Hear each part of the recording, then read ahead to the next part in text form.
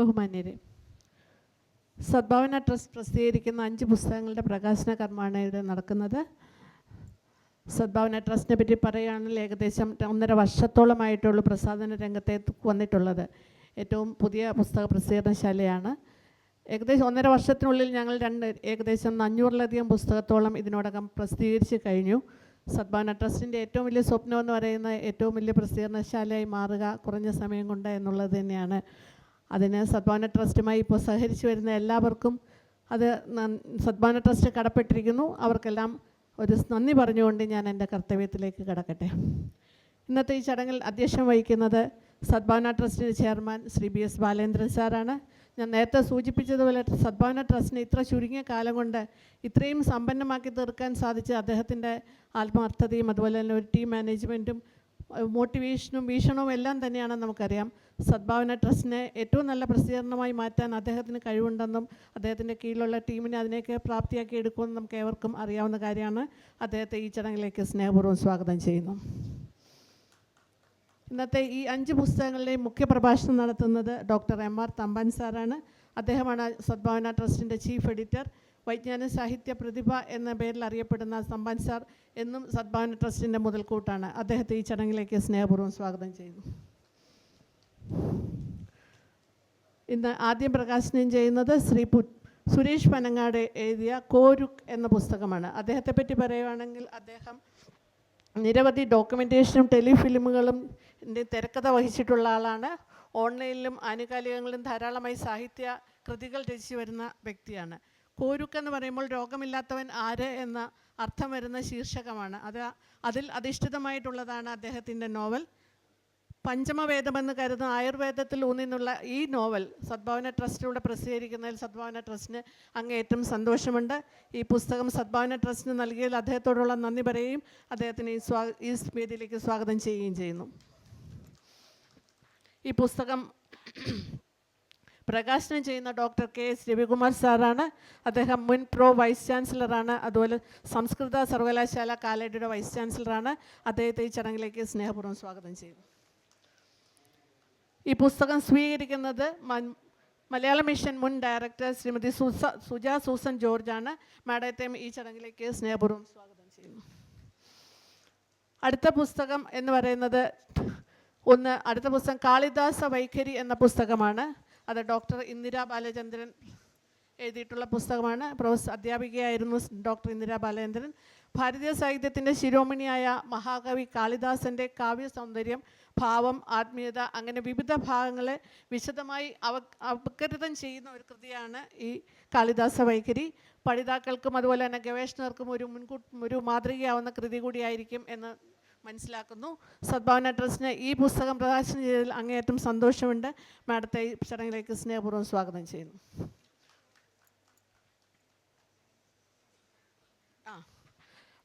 മാഡത്തിൻ്റെ തന്നെ വേറൊരു അടുത്ത പുസ്തകവും മാഡത്തിൻ്റെതായിട്ടുണ്ട്, ഗായത്രി മന്ത്രം. അത് 24 വർണ്ണങ്ങൾ മാത്രമുള്ള ഗായത്രി മന്ത്രം ഭാരതീയ ധർമ്മത്തിൻ്റെ ആധാരമാണെന്ന് എല്ലാവർക്കും അറിയാവുന്നതാണ്. ഈ ഗായത്രി മന്ത്രത്തെ അധികരിച്ച് വളരെ വിശദമായി ഒരുക്കിയിരിക്കുന്ന ഒരു ആധ്യാത്മിക ഗ്രന്ഥമാണ് ഗായത്രി മന്ത്രം.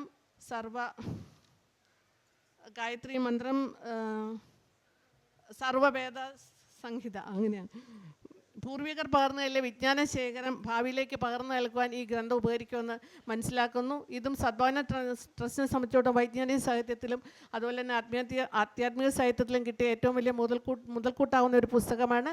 ഇത് പ്രസിദ്ധീകരിക്കുന്നതിലും അങ്ങേയറ്റം സന്തോഷം. മാഡത്തെ ഈ 2 പുസ്തകവും സദ്ഭാവന ട്രസ്റ്റിനെ ധന്യമാക്കിയതിൽ അങ്ങേയറ്റം നന്ദിയുണ്ട്. സ്വാഗതം. ഈ പുസ്തകം പ്രകാശനം ചെയ്യുന്നത് ഡോക്ടർ ഉഷ രാജ. കാളിദാസ വൈഖരിയും അതുപോലെ തന്നെ അത് പ്രകാശനം ചെയ്യുന്ന ഡോക്ടർ ഉഷ രാജ വാര്യരാണ്. ഉഷ രാജ വാര്യരെ പറ്റി പറയുമ്പോൾ നമുക്കറിയാം, നാട്യശാസ്ത്രത്തിൽ അങ്ങേയറ്റം ഗവേഷണം നടത്തിയിട്ടുള്ള വ്യക്തിയാണ്. ഇപ്പോൾ കേരള സർവകലാശാലയുടെ സംസ്കൃത വിഭാഗം പ്രൊഫസറാണ്. ഈ പുസ്തകം പ്രകാശനം ചെയ്യാൻ ഇവിടെ എത്തിച്ചേർന്നതിൽ അങ്ങേയറ്റം സന്തോഷം. സ്വാഗതം. ഈ പുസ്തകം സ്വീകരിക്കുന്നത് ഡോക്ടർ S കൃഷ്ണകുമാർ. അദ്ദേഹം ആലപ്പുഴ ST കോളേജിലെ മുൻ പ്രിൻസിപ്പലാണ്. അദ്ദേഹത്തെയും സ്നേഹപൂർവ്വം ഈ ചടങ്ങിലേക്ക് സ്വാഗതം ചെയ്യുന്നു. അടുത്തതായി ഉള്ള പുസ്തകം എന്ന് പറയുന്നത് ശ്രീ G ബാലേന്ദ്രൻ സാറിൻ്റെ പുസ്തകമാണ്. ഫേസ്ബുക്ക് കുറിപ്പുകൾ എന്ന പുസ്തകമാണ് അദ്ദേഹത്തിൻ്റെത്. അദ്ദേഹത്തിൻ്റെ ഫേസ്ബുക്ക് കുറിപ്പുകൾ എന്ന് പറയുന്നത് ഏകദേശം ധാരാളം അദ്ദേഹം ഇതുവരെ എഴുതിയിട്ടുള്ള ഫേസ്ബുക്ക് കുറിപ്പുകളെല്ലാം കൂടെ ചേർത്തിട്ടുള്ള ഒരു പുസ്തകമാണ്. അതിൻ്റെ ഒരു കളക്ഷനാണ്. അതിൽ അദ്ദേഹത്തിൻ്റെ ചുറ്റുപാട് നടക്കുന്ന സംഭവങ്ങളുണ്ട്, അതുപോലെ തന്നെ സമൂഹത്തിൽ കാണപ്പെടുന്ന ധാരാളം പ്രശ്നങ്ങളുണ്ട്, അതുപോലെ പുരാണ കഥകളും നാടോടി കഥകളും. ഇതിനെല്ലാം ഉപരിയായി അദ്ദേഹത്തിൻ്റെ ഉള്ളിൽ ഉറങ്ങിക്കിടക്കുന്ന അല്ലെങ്കിൽ അദ്ദേഹത്തിൻ്റെ ഓർമ്മയിലുള്ള അദ്ദേഹത്തിൻ്റെ മണിച്ചെപ്പ് തുറന്ന് അതിനകത്തുനിന്ന് വരുന്ന സംഭവങ്ങൾ നമ്മുടെ മുമ്പിലേക്ക് നിരത്തി വയ്ക്കുകയാണ് അദ്ദേഹം ചെയ്യുന്നത്. വളരെയധികം സന്തോഷത്തോടുകൂടിയാണ് ഈ പുസ്തകം പ്രകാശനം. കാര്യം അതിൽ സ്പർശിച്ചിരിക്കുന്ന വിഷയങ്ങൾ എന്ന് പറയുന്ന വളരെ വൈവിധ്യമാർന്ന വിഷയങ്ങളാണ്. ഈ പുസ്തകം സദ്ഭാവന ട്രസ്റ്റ് പ്രസിദ്ധീകരിക്കുന്നതിൽ അങ്ങേയറ്റം സന്തോഷമുണ്ട്. അദ്ദേഹത്തെ ഈ ചടങ്ങിലേക്ക് സ്നേഹപൂർവ്വം സ്വാഗതം ചെയ്യുന്നു.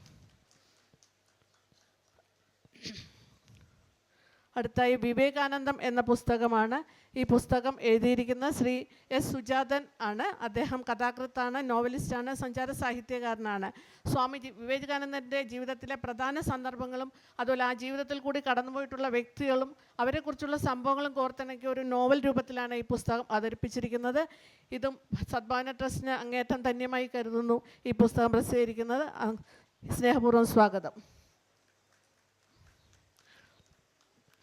ഈ പുസ്തകം ഫേസ്ബുക്ക് കുറിപ്പുകൾ പ്രകാശനം ചെയ്യാമെന്ന് ഏറ്റിരിക്കുന്ന വ്യക്തി ഇവിടെ എത്തിയിട്ടില്ല. അതുകൊണ്ട് തന്നെ ഇപ്പോൾ നമുക്കറിയത്തില്ല അദ്ദേഹം എത്തിച്ചേരുമെന്ന്. യാത്രയിലാണ്, നമ്മളെ അറിയിച്ചിട്ടുള്ളത് താമസിക്കുമെന്നുള്ളതാണ്. ഏതായാലും അദ്ദേഹം എത്തുമെന്നുള്ളത് ഒരു സംശയം നിൽക്കുന്നത് കൊണ്ട് തന്നെ ഈ പുസ്തകം പ്രകാശനം ചെയ്യുന്ന ഡോക്ടർ KS രവികുമാർ സാർ പ്രകാശനം ചെയ്യണമെന്ന് നമ്മൾ അഭ്യർത്ഥിക്കുകയാണ്. അദ്ദേഹത്തിനെ ഈ പ്രകാശനം ചെയ്യുന്നതിലേക്ക് സ്വാഗതം ചെയ്യുന്നു. അതുപോലെ തന്നെ വിവേകാനന്ദം എന്ന പുസ്തകവും ഈ പറഞ്ഞ വ്യക്തി തന്നെയാണ് പ്രകാശനം ചെയ്യേണ്ടിയിരുന്നത്. അത് ഡോക്ടർ ഉഷ രാജാ വാര്യർ മാഡം പ്രകാശനം ചെയ്യണമെന്ന് അഭ്യർത്ഥിക്കുന്നു. ഇവിടെ ഇന്ന് ബാക്കി എത്തിയിട്ടുള്ളവരെല്ലാം തന്നെ ഈ പുസ്തകം സ്വീകരിക്കാൻ എത്തിയിട്ടുള്ള, ഈ 2 പുസ്തകങ്ങൾ സ്വീകരിക്കാൻ എത്തിയിട്ടുള്ള ശ്രീമതി സജിത ജി നാഥാണ്. കേരള ഫിനാൻസ് കോർപ്പറേഷൻ്റെ അസിസ്റ്റൻറ്റ് ജനറൽ മാനേജറാണ്. മാഡത്തെ ഈ ചടങ്ങിലേക്ക് സ്നേഹപൂർവ്വം സ്വാഗതം ചെയ്യുന്നു. ഇന്ന് ഈ പുസ്തക പ്രകാശന ചടങ്ങിൽ നന്ദി പറയുന്നത് നമ്മുടെ പബ്ലിക്കേഷൻ ഓഫീസറായ ശ്രീമതി സിന്ധു സുരേഷാണ്. സിന്ധുവിനെ ഈ ചടങ്ങിലേക്ക് സ്വാഗതം ചെയ്യുന്നു.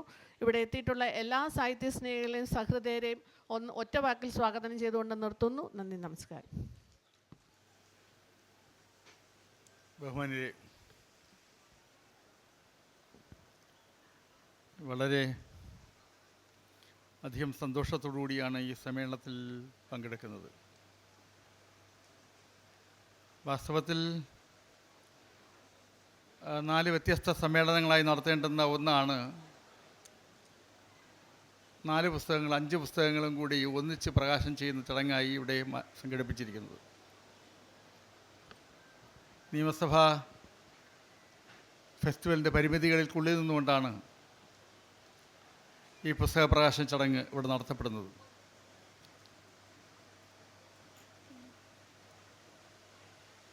പ്രത്യേകിച്ച് ഈ പുസ്തക പ്രകാശന ചടങ്ങിൽ ഞാൻ ഒരു കാര്യം ഓർക്കുകയാണ്. ഈ കാളിദാസ വൈഖരികയുടെ ആദ്യ പതിപ്പിൻ്റെ പ്രകാശനം തിരുവനന്തപുരം VJT ഹാൾ, അന്ന് VJT ഹാളായിരുന്നു, അയ്യങ്കാളി ഹാൾ. VJT ഹാളിൽ വെച്ച് വളരെ വലിയ നിറഞ്ഞ സദസ്സിൽ വർഷങ്ങൾക്ക് മുമ്പ് പ്രകാശനം ചെയ്യപ്പെട്ട ഒരു പ്രസിദ്ധീകരണമാണ്. അതിൻ്റെ 2ാം പതിപ്പാണ് ഇന്നിവിടെ പ്രകാശിതമാകുന്നത്. അഭിനന്ദിയായ ഡോക്ടർ ഇന്ദിരാ ബാലചന്ദ്രൻ എഴുതിയ ആ പുസ്തകം വാസ്തവത്തിൽ ഭാഷയെക്കുറിച്ച് ഒരു താക്കോലായി ജീവിതത്തിൽ അനുഭവപ്പെട്ട ഒരു പുസ്തകമാണ്. ആ പുസ്തകത്തിൻ്റെ 2ാം പതിപ്പ് ഇവിടെ പ്രകാശനം ചെയ്യപ്പെടുന്നത് അഭിമാനപൂർവ്വമാണ് സദ്ഭാവന ട്രസ്റ്റ് നോക്കിക്കാണുന്നത്. Professor Indira Balachandran professor G. ബാലചന്ദ്രൻ്റെ സഹധർമ്മിണിയാണ്. ബാലേന്ദ്ര സാറിൻ്റെ നിരവധി പുസ്തകങ്ങൾ, മറ്റ് പുസ്തകങ്ങൾ ഇവിടെ പ്രസിദ്ധീകരിച്ചിട്ടുണ്ട് സദ്ഭാവന ട്രസ്റ്റ്.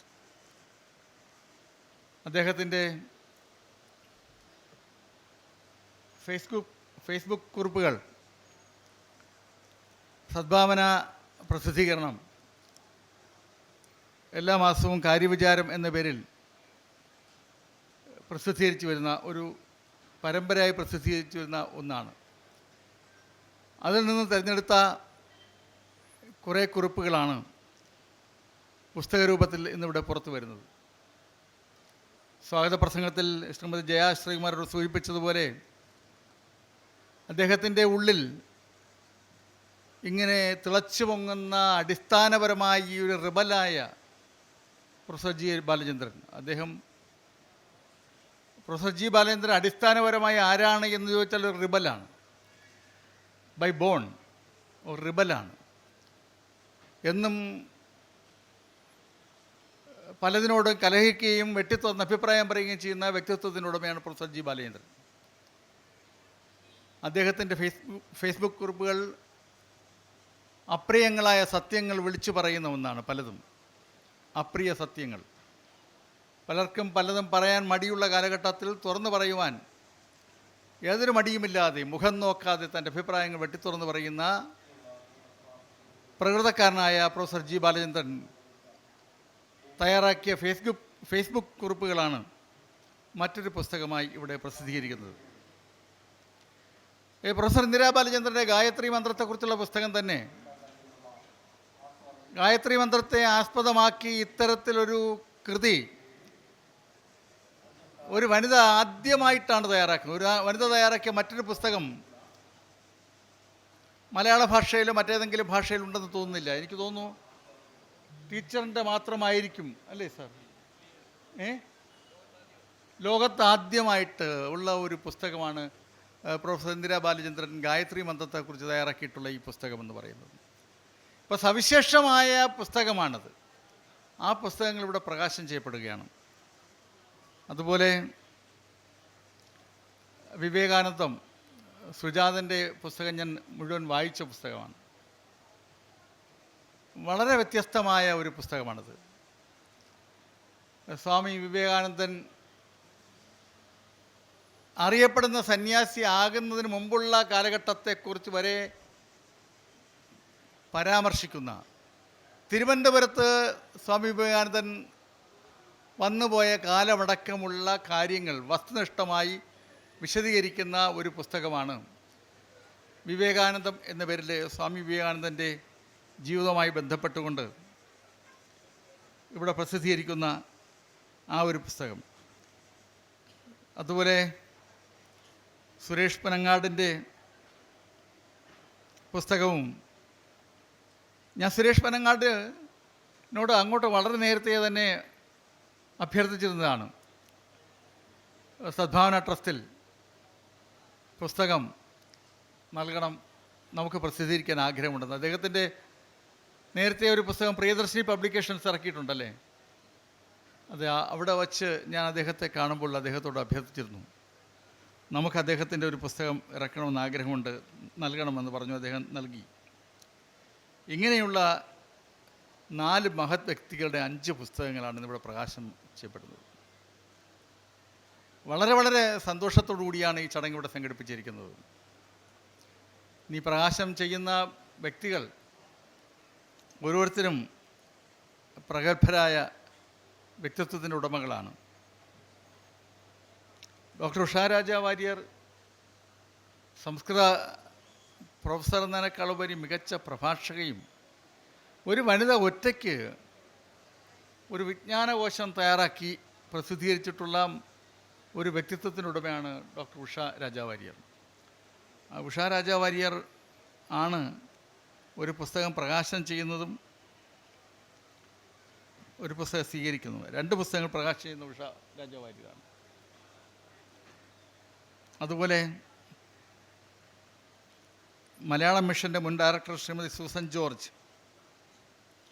വാസ്തവത്തിൽ മാഡം മലയാളം മിഷൻ ഡയറക്ടറായ സമയത്ത് പല അവസരങ്ങളിലും കാണാൻ ആഗ്രഹിച്ചിട്ടുണ്ട്. പലപ്പോഴും അവിടെ ഒരു അപ്പോയിൻമെൻറ്റിന് ശ്രമിച്ചിട്ടുണ്ട്, നടന്നിട്ടില്ല. കാരണം ഞങ്ങൾ ശ്രമിക്കുമ്പോൾ മാഡം അവിടെ കാണാറില്ല. പലപ്പോഴും പല അവസരങ്ങളിലും മാഡത്തിനെ കാണുവാൻ ശ്രമിച്ചിട്ടുണ്ടായിരുന്നു, പക്ഷേ കാണാൻ പറ്റിയില്ല. ഒരു മലയാളം മിഷനുമായി ബന്ധപ്പെട്ടുകൊണ്ട് പല കാര്യങ്ങളും ചെയ്യുവാൻ സദ്ഭാവന ട്രസ്റ്റ് മോഹിച്ചതാണ്. അത് യാഥാർത്ഥ്യമാക്കുവാൻ കഴിയുമെന്നുള്ള പ്രതീക്ഷ തന്നെയാണ് ഇപ്പോഴും ഉള്ളത്. അതുപോലെ ശ്രീ KS രവികുമാർ, സംസ്കൃത സർവകലാശാലയുടെ വൈസ് ചാൻസലർ, വൈസ് ചാൻസലർ, അദ്ദേഹം പങ്കെടുത്ത് അദ്ദേഹം ഒരു പുസ്തക പ്രകാശനം നടത്തുന്നു. അതുപോലെ ബാലേന്ദ്ര സാറിൻ്റെ അടുത്ത സുഹൃത്തും SD കോളേജിലെ മുൻ പ്രിൻസിപ്പളുമായ ഡോക്ടർ S കൃഷ്ണകുമാർ, അദ്ദേഹം ഇവിടെ പങ്കെടുത്ത് പുസ്തകം പ്രകാശനം നടത്തുകയാണ്. ഒരു പുസ്തകം സ്വീകരിക്കുന്നത് സജിത ജി നാഥാണ്, നമ്മുടെ കേരള ഫിനാൻഷ്യൽ കോർപ്പറേഷൻ്റെ അസിസ്റ്റൻറ്റ് മാനേജറാണ്. അപ്പം ഞാൻ ഈ സജിത നാഥിനോട് ചോദിക്കുകയായിരുന്നു, ഒരുപാട് അനുഭവങ്ങൾ, റിക്കവറിയുടെ ചുമതല വഹിക്കുന്ന അസിസ്റ്റൻറ്റ് ജനറൽ മാനേജറാണ്. കടം കൊടുത്തിട്ട് തിരിച്ച് പണം അടയ്ക്കാൻ പറ്റാത്ത ആളുകളുടെ വേദന ഒരുപാടുണ്ടല്ലോ, അത് പുസ്തകമാക്കുകയാണെങ്കിൽ ഒരുപാട് എഴുതാൻ പറ്റും. അത് മറ്റുള്ളവർക്കൊരു പ്രചോദനമാവുകയും ചെയ്യും.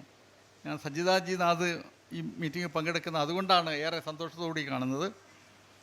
ഈ പ്രിയപ്പെട്ട ശ്രീ രാജശേഖരൻ നായരാണ് ഒരു പുസ്തകം പ്രകാശനം ചെയ്യാമെന്ന് ഏറ്റിട്ടുണ്ടായിരുന്നു. അദ്ദേഹം ഭാരത സംസ്കാരത്തെക്കുറിച്ചും ഭാരതീയ സംസ്കാരങ്ങളെക്കുറിച്ചും ഒക്കെ തന്നെ വളരെ തീവ്രമായി ചിന്തിക്കുകയും പറയുകയും പ്രഭാഷണം നടത്തുകയും ചെയ്യുന്ന വ്യക്തിയാണ് രാജശേഖരൻ നായർ. അദ്ദേഹം എത്തിച്ചേർന്നിട്ടില്ല, അദ്ദേഹം എത്തിച്ചേരുന്നുള്ള പ്രതീക്ഷയുണ്ട്.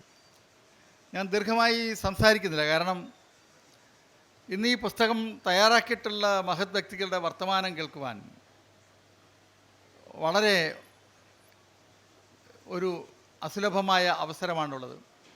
അവരുടെ സംസാരം കേൾക്കുക എന്നുള്ളത് ജീവിതത്തിൽ കിട്ടുന്ന അപൂർവമായ അവസരമാണ്. ആ അവസരം ഞാൻ കവർന്നെടുക്കുന്നില്ല. ഞാൻ എൻ്റെ വാക്കുകൾ അവസാനിപ്പിക്കുകയാണ്. എല്ലാവർക്കും ഇന്നിവിടെ പ്രകാശിതമാകുന്ന പുസ്തകങ്ങളുടെ രചയിതാക്കൾക്കൊക്കെ തന്നെ എല്ലാവിധ ആശംസകൾ നേർന്നുകൊണ്ട് എൻ്റെ വാക്കുകൾ അവസാനിപ്പിക്കുന്നു. ഈ പുസ്തകം പരിചയപ്പെടുത്തുവാനായി സദ്ഭാവന ട്രസ്റ്റിൻ്റെ എല്ലാമായ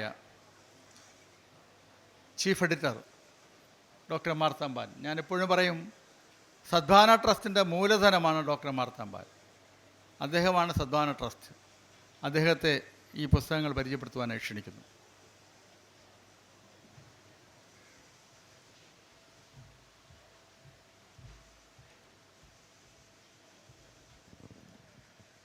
വേദിയിലെ സദസ്സിലെ എത്രയും ബഹുമാന്യരെ, ഗ്രന്ഥകർത്താക്കളുടെ അതുപോലെ തന്നെ പുസ്തകം പ്രകാശനം ചെയ്യുന്നവരുടെയും സ്വീകരിക്കുന്നവരുടെയും വാക്കുകൾ കേൾക്കാനാണ് നിങ്ങൾ കാതോർത്തിരിക്കുന്നതെന്ന് എനിക്കറിയാം.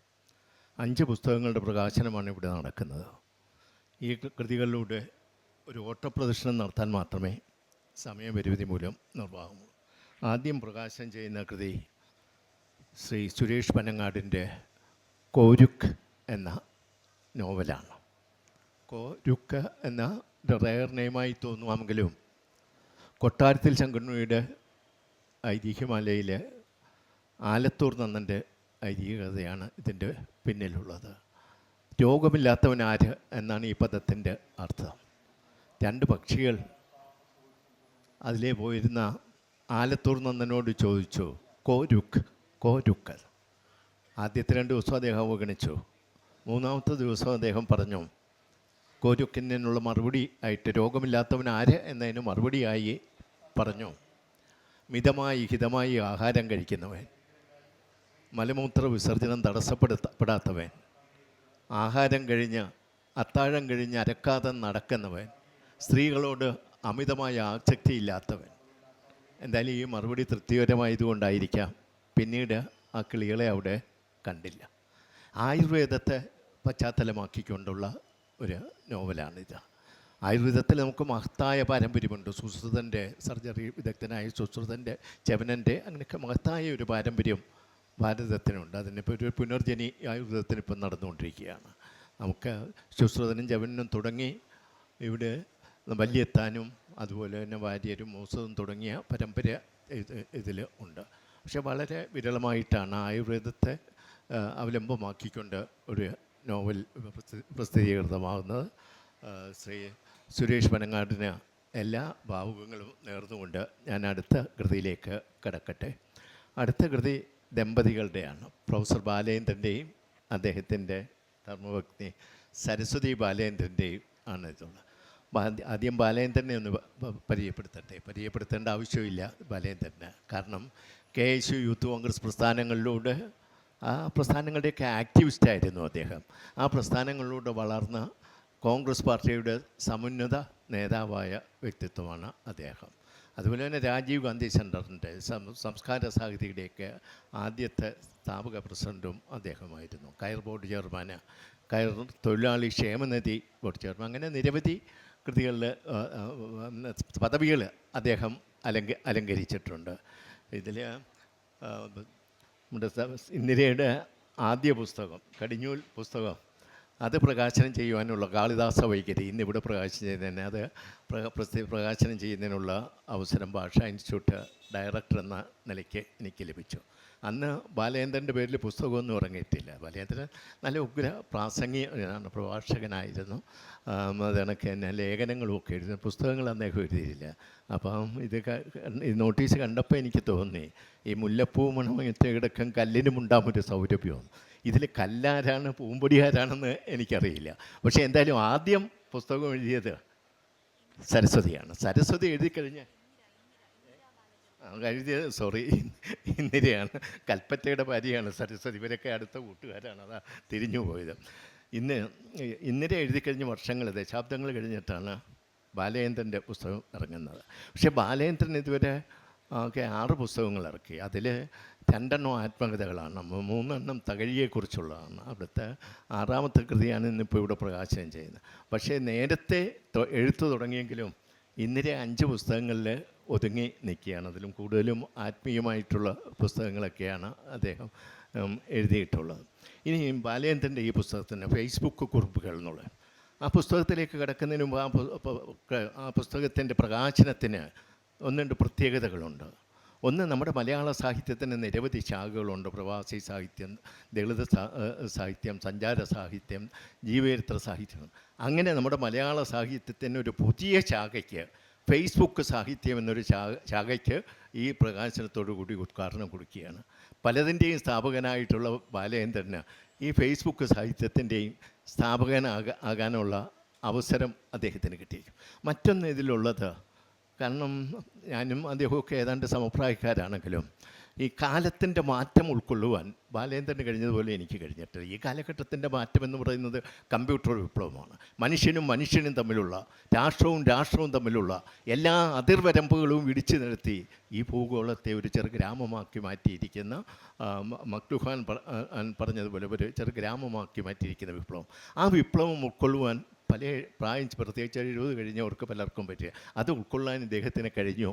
ഫേസ്ബുക്കിലിത് എഴുത്ത് സജീവമാകാൻ അദ്ദേഹം കഴിഞ്ഞു. ആയിരക്കണക്കിന് ആളുകളെ ആകർഷിക്കാൻ കഴിഞ്ഞു എന്നുള്ളത്. മറ്റൊന്ന്, പുറമേ പറയുന്ന ബാലചന്ദ്രന് ഇഷ്ടപ്പെട്ടാലും ഇല്ലെങ്കിലും ഇതിൻ്റെ പിന്നിലൊരു നോബിൾ റിവെഞ്ചുണ്ട്. BS ബാലചന്ദ്രൻ പറഞ്ഞതുപോലെ അപ്രിയ സത്യങ്ങൾ ഉറക്കെ പറഞ്ഞ് ശത്രുക്കളെയും എതിരാളികളെയും തോട്ടമിട്ട് പിടിച്ചുകൊണ്ടിരിക്കുന്ന സ്നേഹിതനാണ് ജി ബാലചന്ദ്രൻ. പക്ഷേ അതുകൊണ്ട് തന്നെ അദ്ദേഹം തന്നെ സ്വയം തീരുമാനിച്ചു, രാഷ്ട്രീയം ഇനി നിർത്താം, ഞാൻ എൻ്റെ വീട്ടിൽ എഴുത്തും വായനയായി തുടങ്ങാമെന്ന് അദ്ദേഹം തന്നെ തീരുമാനിച്ച് പറഞ്ഞു. അത് രാഷ്ട്രീയത്തിലുണ്ടായിട്ടുള്ള തിക്താനുഭവങ്ങളാണ്. ഈയിടെ ഒരു സർവേയിൽ കണ്ട് യുവാക്കളാരും ഇപ്പം രാഷ്ട്രീയത്തിൽ വരുന്നില്ല എന്ന്. അവർ വോട്ടേഴ്സ് ലിസ്റ്റിൽ പോലും പേര് ചേർക്കുന്നില്ല. കാരണം രാഷ്ട്രീയം അത്ര ജീർണതയിലാണ്ട് കഴിഞ്ഞിരിക്കുന്നത്. എന്തുകൊണ്ടായാലും ബാലചന്ദ്രൻ സജീവ രാഷ്ട്രീയത്തിൽ നിന്ന് മാറി നിന്നു. പക്ഷെ അന്ന് ബാലചന്ദ്രൻ ഒരു വെല്ലുവിളി സ്വീകരിച്ചു. രാഷ്ട്രീയത്തിൽ വേദി കിട്ടിയില്ലെങ്കിലും, സാംസ്കാരിക മീറ്റിങ്ങുകളിൽ വേദി കിട്ടിയില്ലെങ്കിലും ഞാൻ സ്വന്തമായ വേദികൾ ഉണ്ടാക്കും. ആരുടെയോ ഔദാര്യത്തിലോ ഒരു ഗോഡ് ഫാദറിൻ്റെയോ ആശ്രിതത്തിലല്ല രാഷ്ട്രീയത്തിൽ ഉയർന്നത്. അതുകൊണ്ട് ഞാൻ എൻ്റേതായ ഒരു തട്ടകം ഞാൻ സൃഷ്ടിക്കുമെന്നുള്ള ഫേസ്ബുക്ക് അദ്ദേഹം ഒരു തട്ടകമാക്കി സൃഷ്ടിച്ചു എന്നുള്ളതാണ് മറ്റൊരു നേട്ടം. ഇനി ഈ പുസ്തകത്തിലേക്ക് കടക്കുകയാണെങ്കിൽ നമ്മുടെ സമൂഹത്തിലുള്ള സമസ്ത വിഷയങ്ങളും ഇതിലുണ്ട്. വിഷയവൈവിധ്യമാണ് ഇതിൽ ഏറ്റവും പ്രധാനമായിട്ടുള്ളത്. ഇതിൽ ചരിത്രമുണ്ട്, ഭൂമിശാസ്ത്രമുണ്ട്, ശാസ്ത്രമുണ്ട്, ആത്മീയതയുണ്ട്. അതുപോലെ നമ്മുടെ ചുറ്റുപാടും കാണുന്ന എല്ലാ സംഭവങ്ങളുമുണ്ട്. ആ സംഭവങ്ങളെല്ലാം ഒരു എഴുത്തുകാരൻ്റെ സത്യസന്ധതയോട്, നിഷ്പക്ഷതയോട് എഴുതുന്നു എന്നാണ് ഈ കൃതിയുടെ സവിശേഷത. അതിനും അതീതമായി, വളരെ ലളിതമായി, സൗന്ദര്യാത്മകമായ തനതായ ഒരു ഭാഷാ ശൈലി ഉണ്ട്. തകഴിയുടെ കൃതികളിലൊക്കെ നമ്മൾ കണ്ടതുപോലെ ആ ഭാഷാ ശൈലി ഈ കൃതിയെ പാരായണക്ഷമതയുള്ളതാക്കുന്നു എന്നാണ് ഇതിൻ്റെ ശൈലി. അദ്ദേഹം ആരംഭിച്ചിരിക്കുന്ന ഈ ഫേസ്ബുക്ക് ശാഖ കൂടുതൽ സമ്പന്നമാകട്ടെ, ആ ശാഖയിൽ കൂടുതൽ ഇനിയും കുറിപ്പുകൾ എഴുതാൻ ബാലേന്ദ്രന് കഴിയട്ടെ എന്ന് ആശംസിക്കുന്നു. ഇനി കാളിദാസ വൈഖരിയിൽ, ഇന്ദിരയുടെ കാളിദാസ വൈഖരിയിൽ, അത് കാളിദാസൻ്റെ ജീവിതം, വിക്രമാദിത്യ സഭയിലെ നവരത്നങ്ങളിലൊന്നായ കാളിദാസൻ്റെ ജീവിതവും അദ്ദേഹത്തിൻ്റെ ദർശനവും അദ്ദേഹത്തിൻ്റെ കൃതികളും ഒക്കെയാണ് അതിൽ പൂർണ്ണമായി പ്രതിപാദിക്കുന്നത്. അതോടൊപ്പം തന്നെ അതിൻ്റെ സ്വാധീനം, കാളിദാസ കൃതികളുടെ സ്വാധീനം നമ്മുടെ മലയാള സാഹിത്യത്തിൽ എന്ന് ഉള്ളതിനെക്കുറിച്ചും അദ്ദേഹം വിശദീകരിക്കുന്നുണ്ട്. സംസ്കൃത ഭാഷയുടെ സ്വാധീനം മലയാളത്തിൽ എന്നൊരു കൃതിയും BC ബാലകൃഷ്ണൻ്റെ ഇറങ്ങിയിട്ടുണ്ട്. അതായത് കാളിദാസൻ്റെ സ്വാധീനം സാഹിത്യത്തിൽ എന്നുള്ളത് അത് ഏറ്റവും കൂടുതൽ പേജ് കഴിഞ്ഞിരിച്ചിട്ടുള്ളത് ആശാൻ്റെ കുറിച്ച്. അതിൽ ഞാൻ കൂടുതൽ കാര്യങ്ങളിലേക്ക് കിടക്കില്ല, ഒരു ചെറിയ ഉദാഹരണം മാത്രം പറഞ്ഞുകൊണ്ട് അടുത്ത കൃതിയിലേക്ക് കിടക്കാം. കാളിദാസൻ്റെ സ്വാധീനം ആശാൻ എന്നുള്ളതിൽ അതിൽ സീതയെ അവതരിപ്പിക്കുന്നതിൽ കാളിദാസനും ആശാനും തമ്മിലുള്ള സാമ്യത ഉണ്ട്.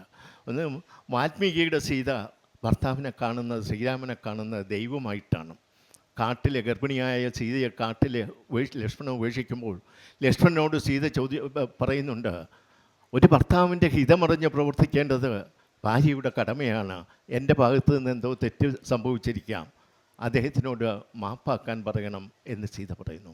പക്ഷേ കാളിദാസൻ്റെ സീത ലക്ഷ്മണനോട് ചോദിക്കുന്നു, ഗർഭിണിയായ എന്നെ ആരോ പറഞ്ഞ അപവാദം കേട്ടുകൊണ്ട് ഈ കാട്ടിൽ ഉപേക്ഷിച്ചത് രാമൻ്റെ കുലത്തിന് ചേർന്നതാണോ, രാമത്തിൻ്റെ വിദ്യയ്ക്ക് ചേർന്നതാണോ എന്ന് ചോദിക്കുന്നു. അപ്പം അവിടെ കാളിദാസൻ്റെ രഘുവംശത്തിലെ സീത കുറച്ചുകൂടി ഉയർന്ന സ്ത്രീയാകുന്നു. പക്ഷേ ആശാൻ്റെ സീത കുറേയും കൂടി സ്ത്രീ ശാക്തീകരണം നേടിക്കൊണ്ട് ലക്ഷ്മണനോട് രാമനെ ചോദ്യം ചെയ്യുന്ന രീതിയിലുണ്ട്.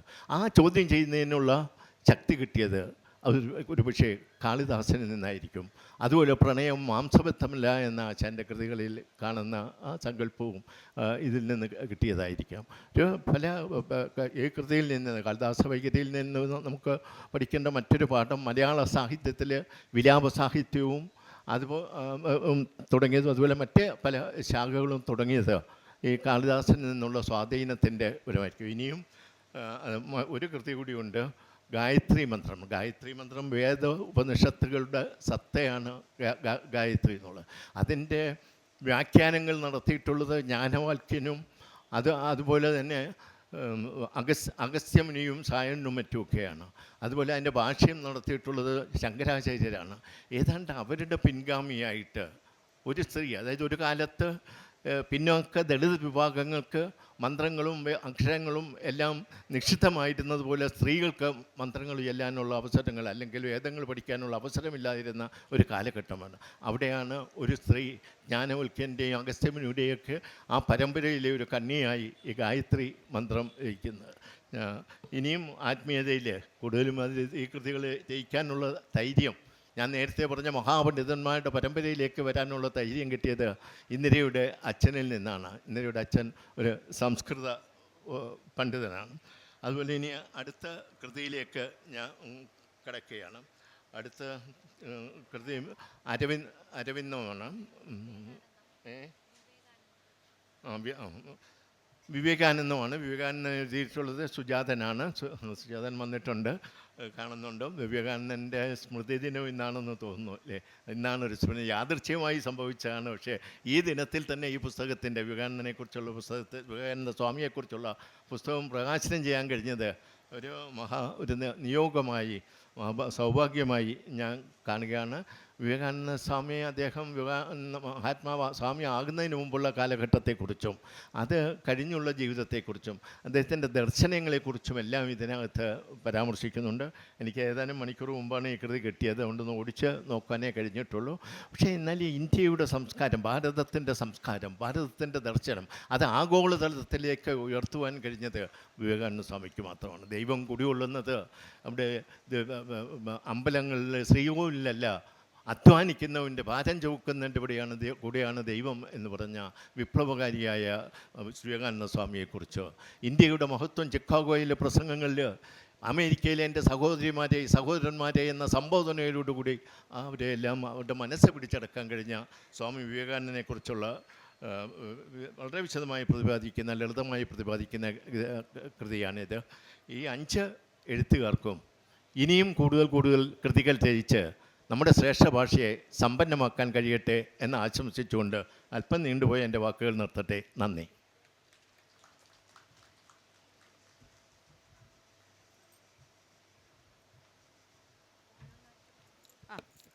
അടുത്തായി പ്രകാശന കർമ്മമാണ്.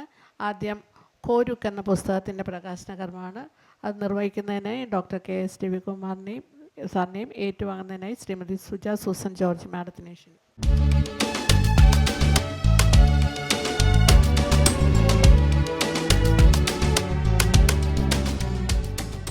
അടുത്തത് കാളിദാസ വൈഖരി എന്ന പുസ്തക പ്രകാശനമാണ്. ഡോക്ടർ ഉഷ രാജാവാര്യറിനെ പുസ്തകം പ്രകാശനം ചെയ്യുന്നതിനായി ക്ഷണിക്കുന്നു. അതുപോലെ പുസ്തകം സ്വീകരിക്കുന്നതിനായി ഡോക്ടർ S കൃഷ്ണകുമാർ സാറിനെ ക്ഷണിക്കുന്നു.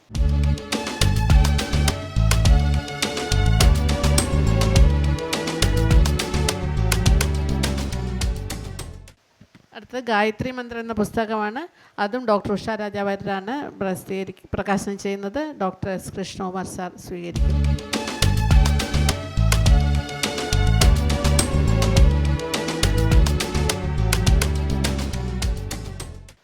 അടുത്ത പ്രകാശന കർമ്മത്തിലേക്ക് കടക്കുന്നത് G ബാലേന്ദ്രൻ സാറിൻ്റെ ഫേസ്ബുക്ക് കുറിപ്പുകൾ എന്ന പുസ്തകമാണ്. പ്രകാശനം ചെയ്യുന്ന ഡോക്ടർ KS രവികുമാർ സാറും സ്വീകരിക്കുന്നത് ശ്രീമതി സജിത G നായർ.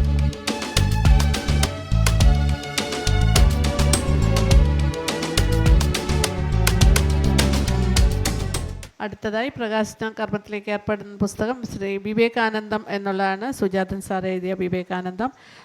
പ്രകാശന കർമ്മം നിർവഹിക്കുന്ന ഉഷ രാജാവാര്യർ മാഡം, സ്വീകരിക്കുന്നത് ശ്രീമതി സജിത മാഡം.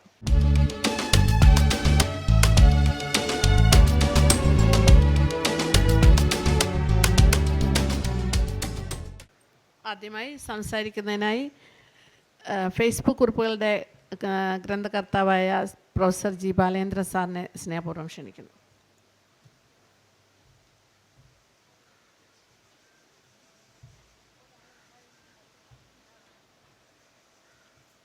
പ്രിയമുള്ളവരെ, ഈ ഫേസ്ബുക്ക് പോസ്റ്റിൻ്റെ പ്രകാശനത്തിന് ഒരു കഥയുണ്ട്. ഞാനത്ര ശ്രദ്ധിക്കാതെ ആഴ്ചയിൽ 2-3 പോസ്റ്റുകൾ ഫേസ്ബുക്ക് പോസ്റ്റിൽ ഇട്ടുകൊണ്ടിരുന്നതാണ്. അപ്പോഴാണ് BS ബാലേന്ദ്രൻ്റെ സദ്ഭാവന എന്ന് പറയുന്ന പത്രം എൻ്റെ മുമ്പിലെത്തിയപ്പോൾ ആ ജയെല്ലാം കൂടി മുൻകൈയെടുത്ത് കാര്യവിചാരം എന്ന പേരിൽ അതിൽ വരുന്ന മുഖ്യമായ ചില പോസ്റ്റുകൾ പ്രസിദ്ധീകരിക്കുകയുണ്ടായി. അത് കഴിഞ്ഞ് ഒരുപാട് പേർ ഇത് കണ്ടവർ, എനിക്കിപ്പോൾ 2-3000 ഫോളോവേഴ്സുണ്ട്, അവരിലധികം പേർ ഇതിൻ്റെ ഗുണദോഷങ്ങൾക്കനുസരിച്ച് അത് ഒന്ന് കളക്ട് ചെയ്ത് പ്രസിദ്ധീകരിക്കണം എന്ന് പറയുകയുണ്ടായി. അതൊരു വലിയ ആശയമായി എനിക്ക് തോന്നി.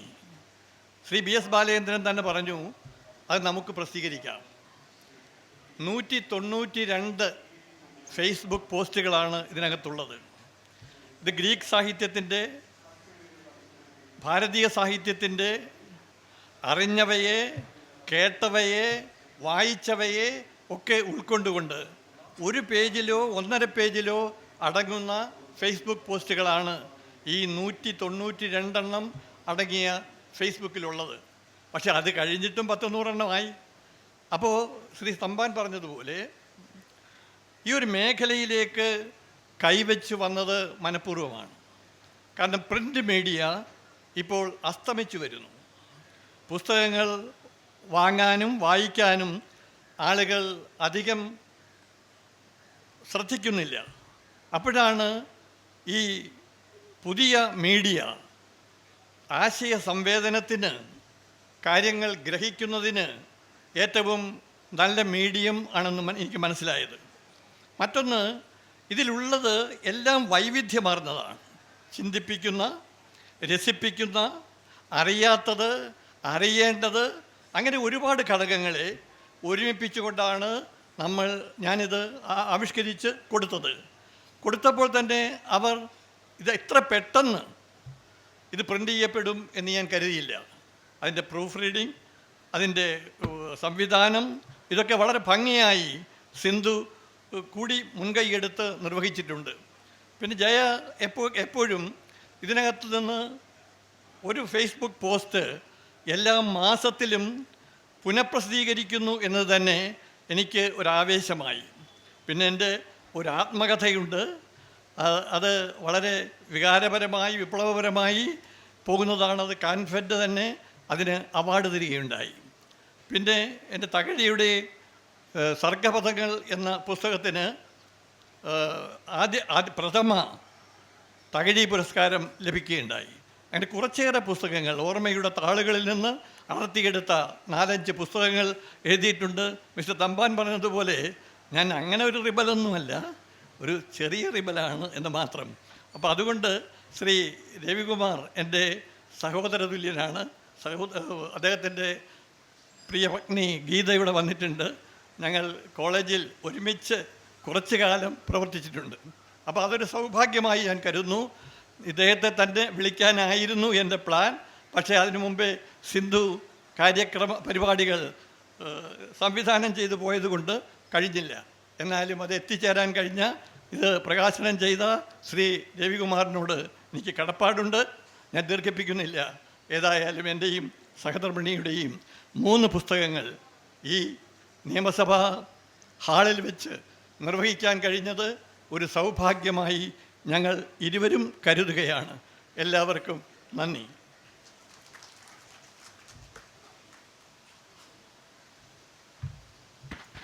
അടുത്തായി സംസാരിക്കുന്നതിന് ഡോക്ടർ KS രവികുമാർ സാറിനെ ക്ഷണിക്കുന്നു.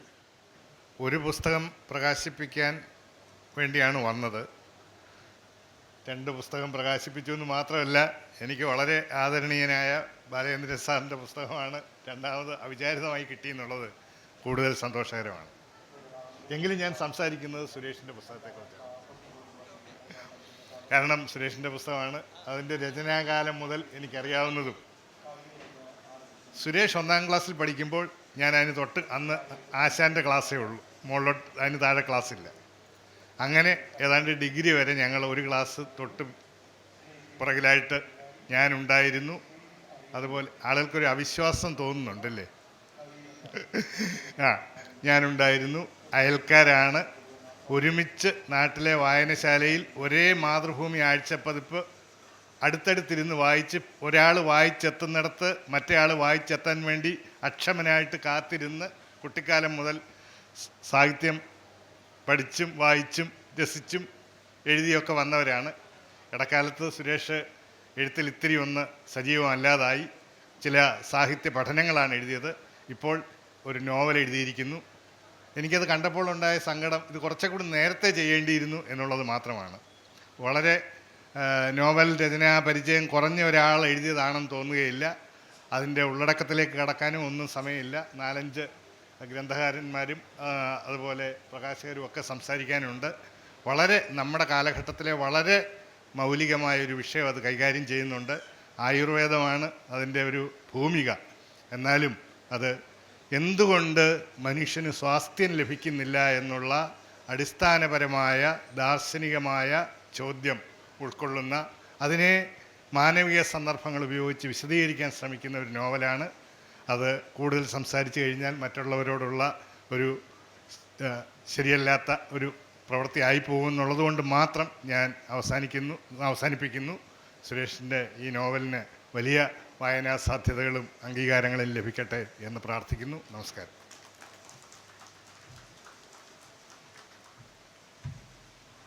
അടുത്തതായി ഈ പുസ്തകം സ്വീകരിച്ച ശ്രീമതി സുജ സൂസൻ ജോർജ് മാഡത്തിനെ ക്ഷണിക്കുന്നു. ഒരു ആറിൻ്റെ അക്കരയും ഇക്കരയുമുള്ള ഒരു ബന്ധമാണ് ഇവിടെ സുരേഷും ഡോക്ടർ KS രവികുമാറും ഈ പുസ്തകവും ഒക്കെ തമ്മിലുള്ളത്. ആറിൻ്റെ നനവും ഹരിതാപയും ഊഷ്മളതയും സമാധാനവും ശാന്തിയും എന്നെ ഇവിടെ ഈ പുസ്തകം സ്വീകരിക്കുമ്പോൾ അനുഭവിപ്പിക്കുന്നുണ്ട്. ഇവിടെ ഡോക്ടർ KS രവികുമാർ സൂചിപ്പിച്ചതുപോലെ ഈ പുസ്തകം ആദ്യം എഴുതുന്ന ഒരു നോവലാണ് എന്നൊരിക്കലും പറയാനാവില്ല. അതിൻ്റെ ഉള്ളടക്കം കൊണ്ട്, അതിൻ്റെ സമീപനം കൊണ്ട് ഒക്കെ കേരളത്തിൻ്റെ ചരിത്രമാണോ ആയുർവേദത്തിൻ്റെ ചരിത്രമാണോ എന്ന് പറയുമ്പോൾ അക്കരെ ഇരുന്ന് ഒരു എൻ്റെ വല്യപ്പച്ചൻ ഒരു തിരുമുവൈദ്യനായിരുന്നു. എൻ്റെ കോട്ടയത്തുള്ള എൻ്റെ അമ്മയുടെ അപ്പൻ വയസ്കര മൂസുമായി വളരെ അടുത്ത് ബന്ധപ്പെട്ട് അങ്ങനെ എന്തൊക്കെയോ എൻ്റെ ഭർത്താവിൻ്റെ അമ്മയുടെ വീട് ചിങ്ങോലി ഒരു വൈദ്യ കുടുംബമാണ്. കേരളത്തിൻ്റെ ഈ വൈദ്യ പാരമ്പര്യം തന്നെ വളരെ വൈവിധ്യം നിറഞ്ഞതാണ്.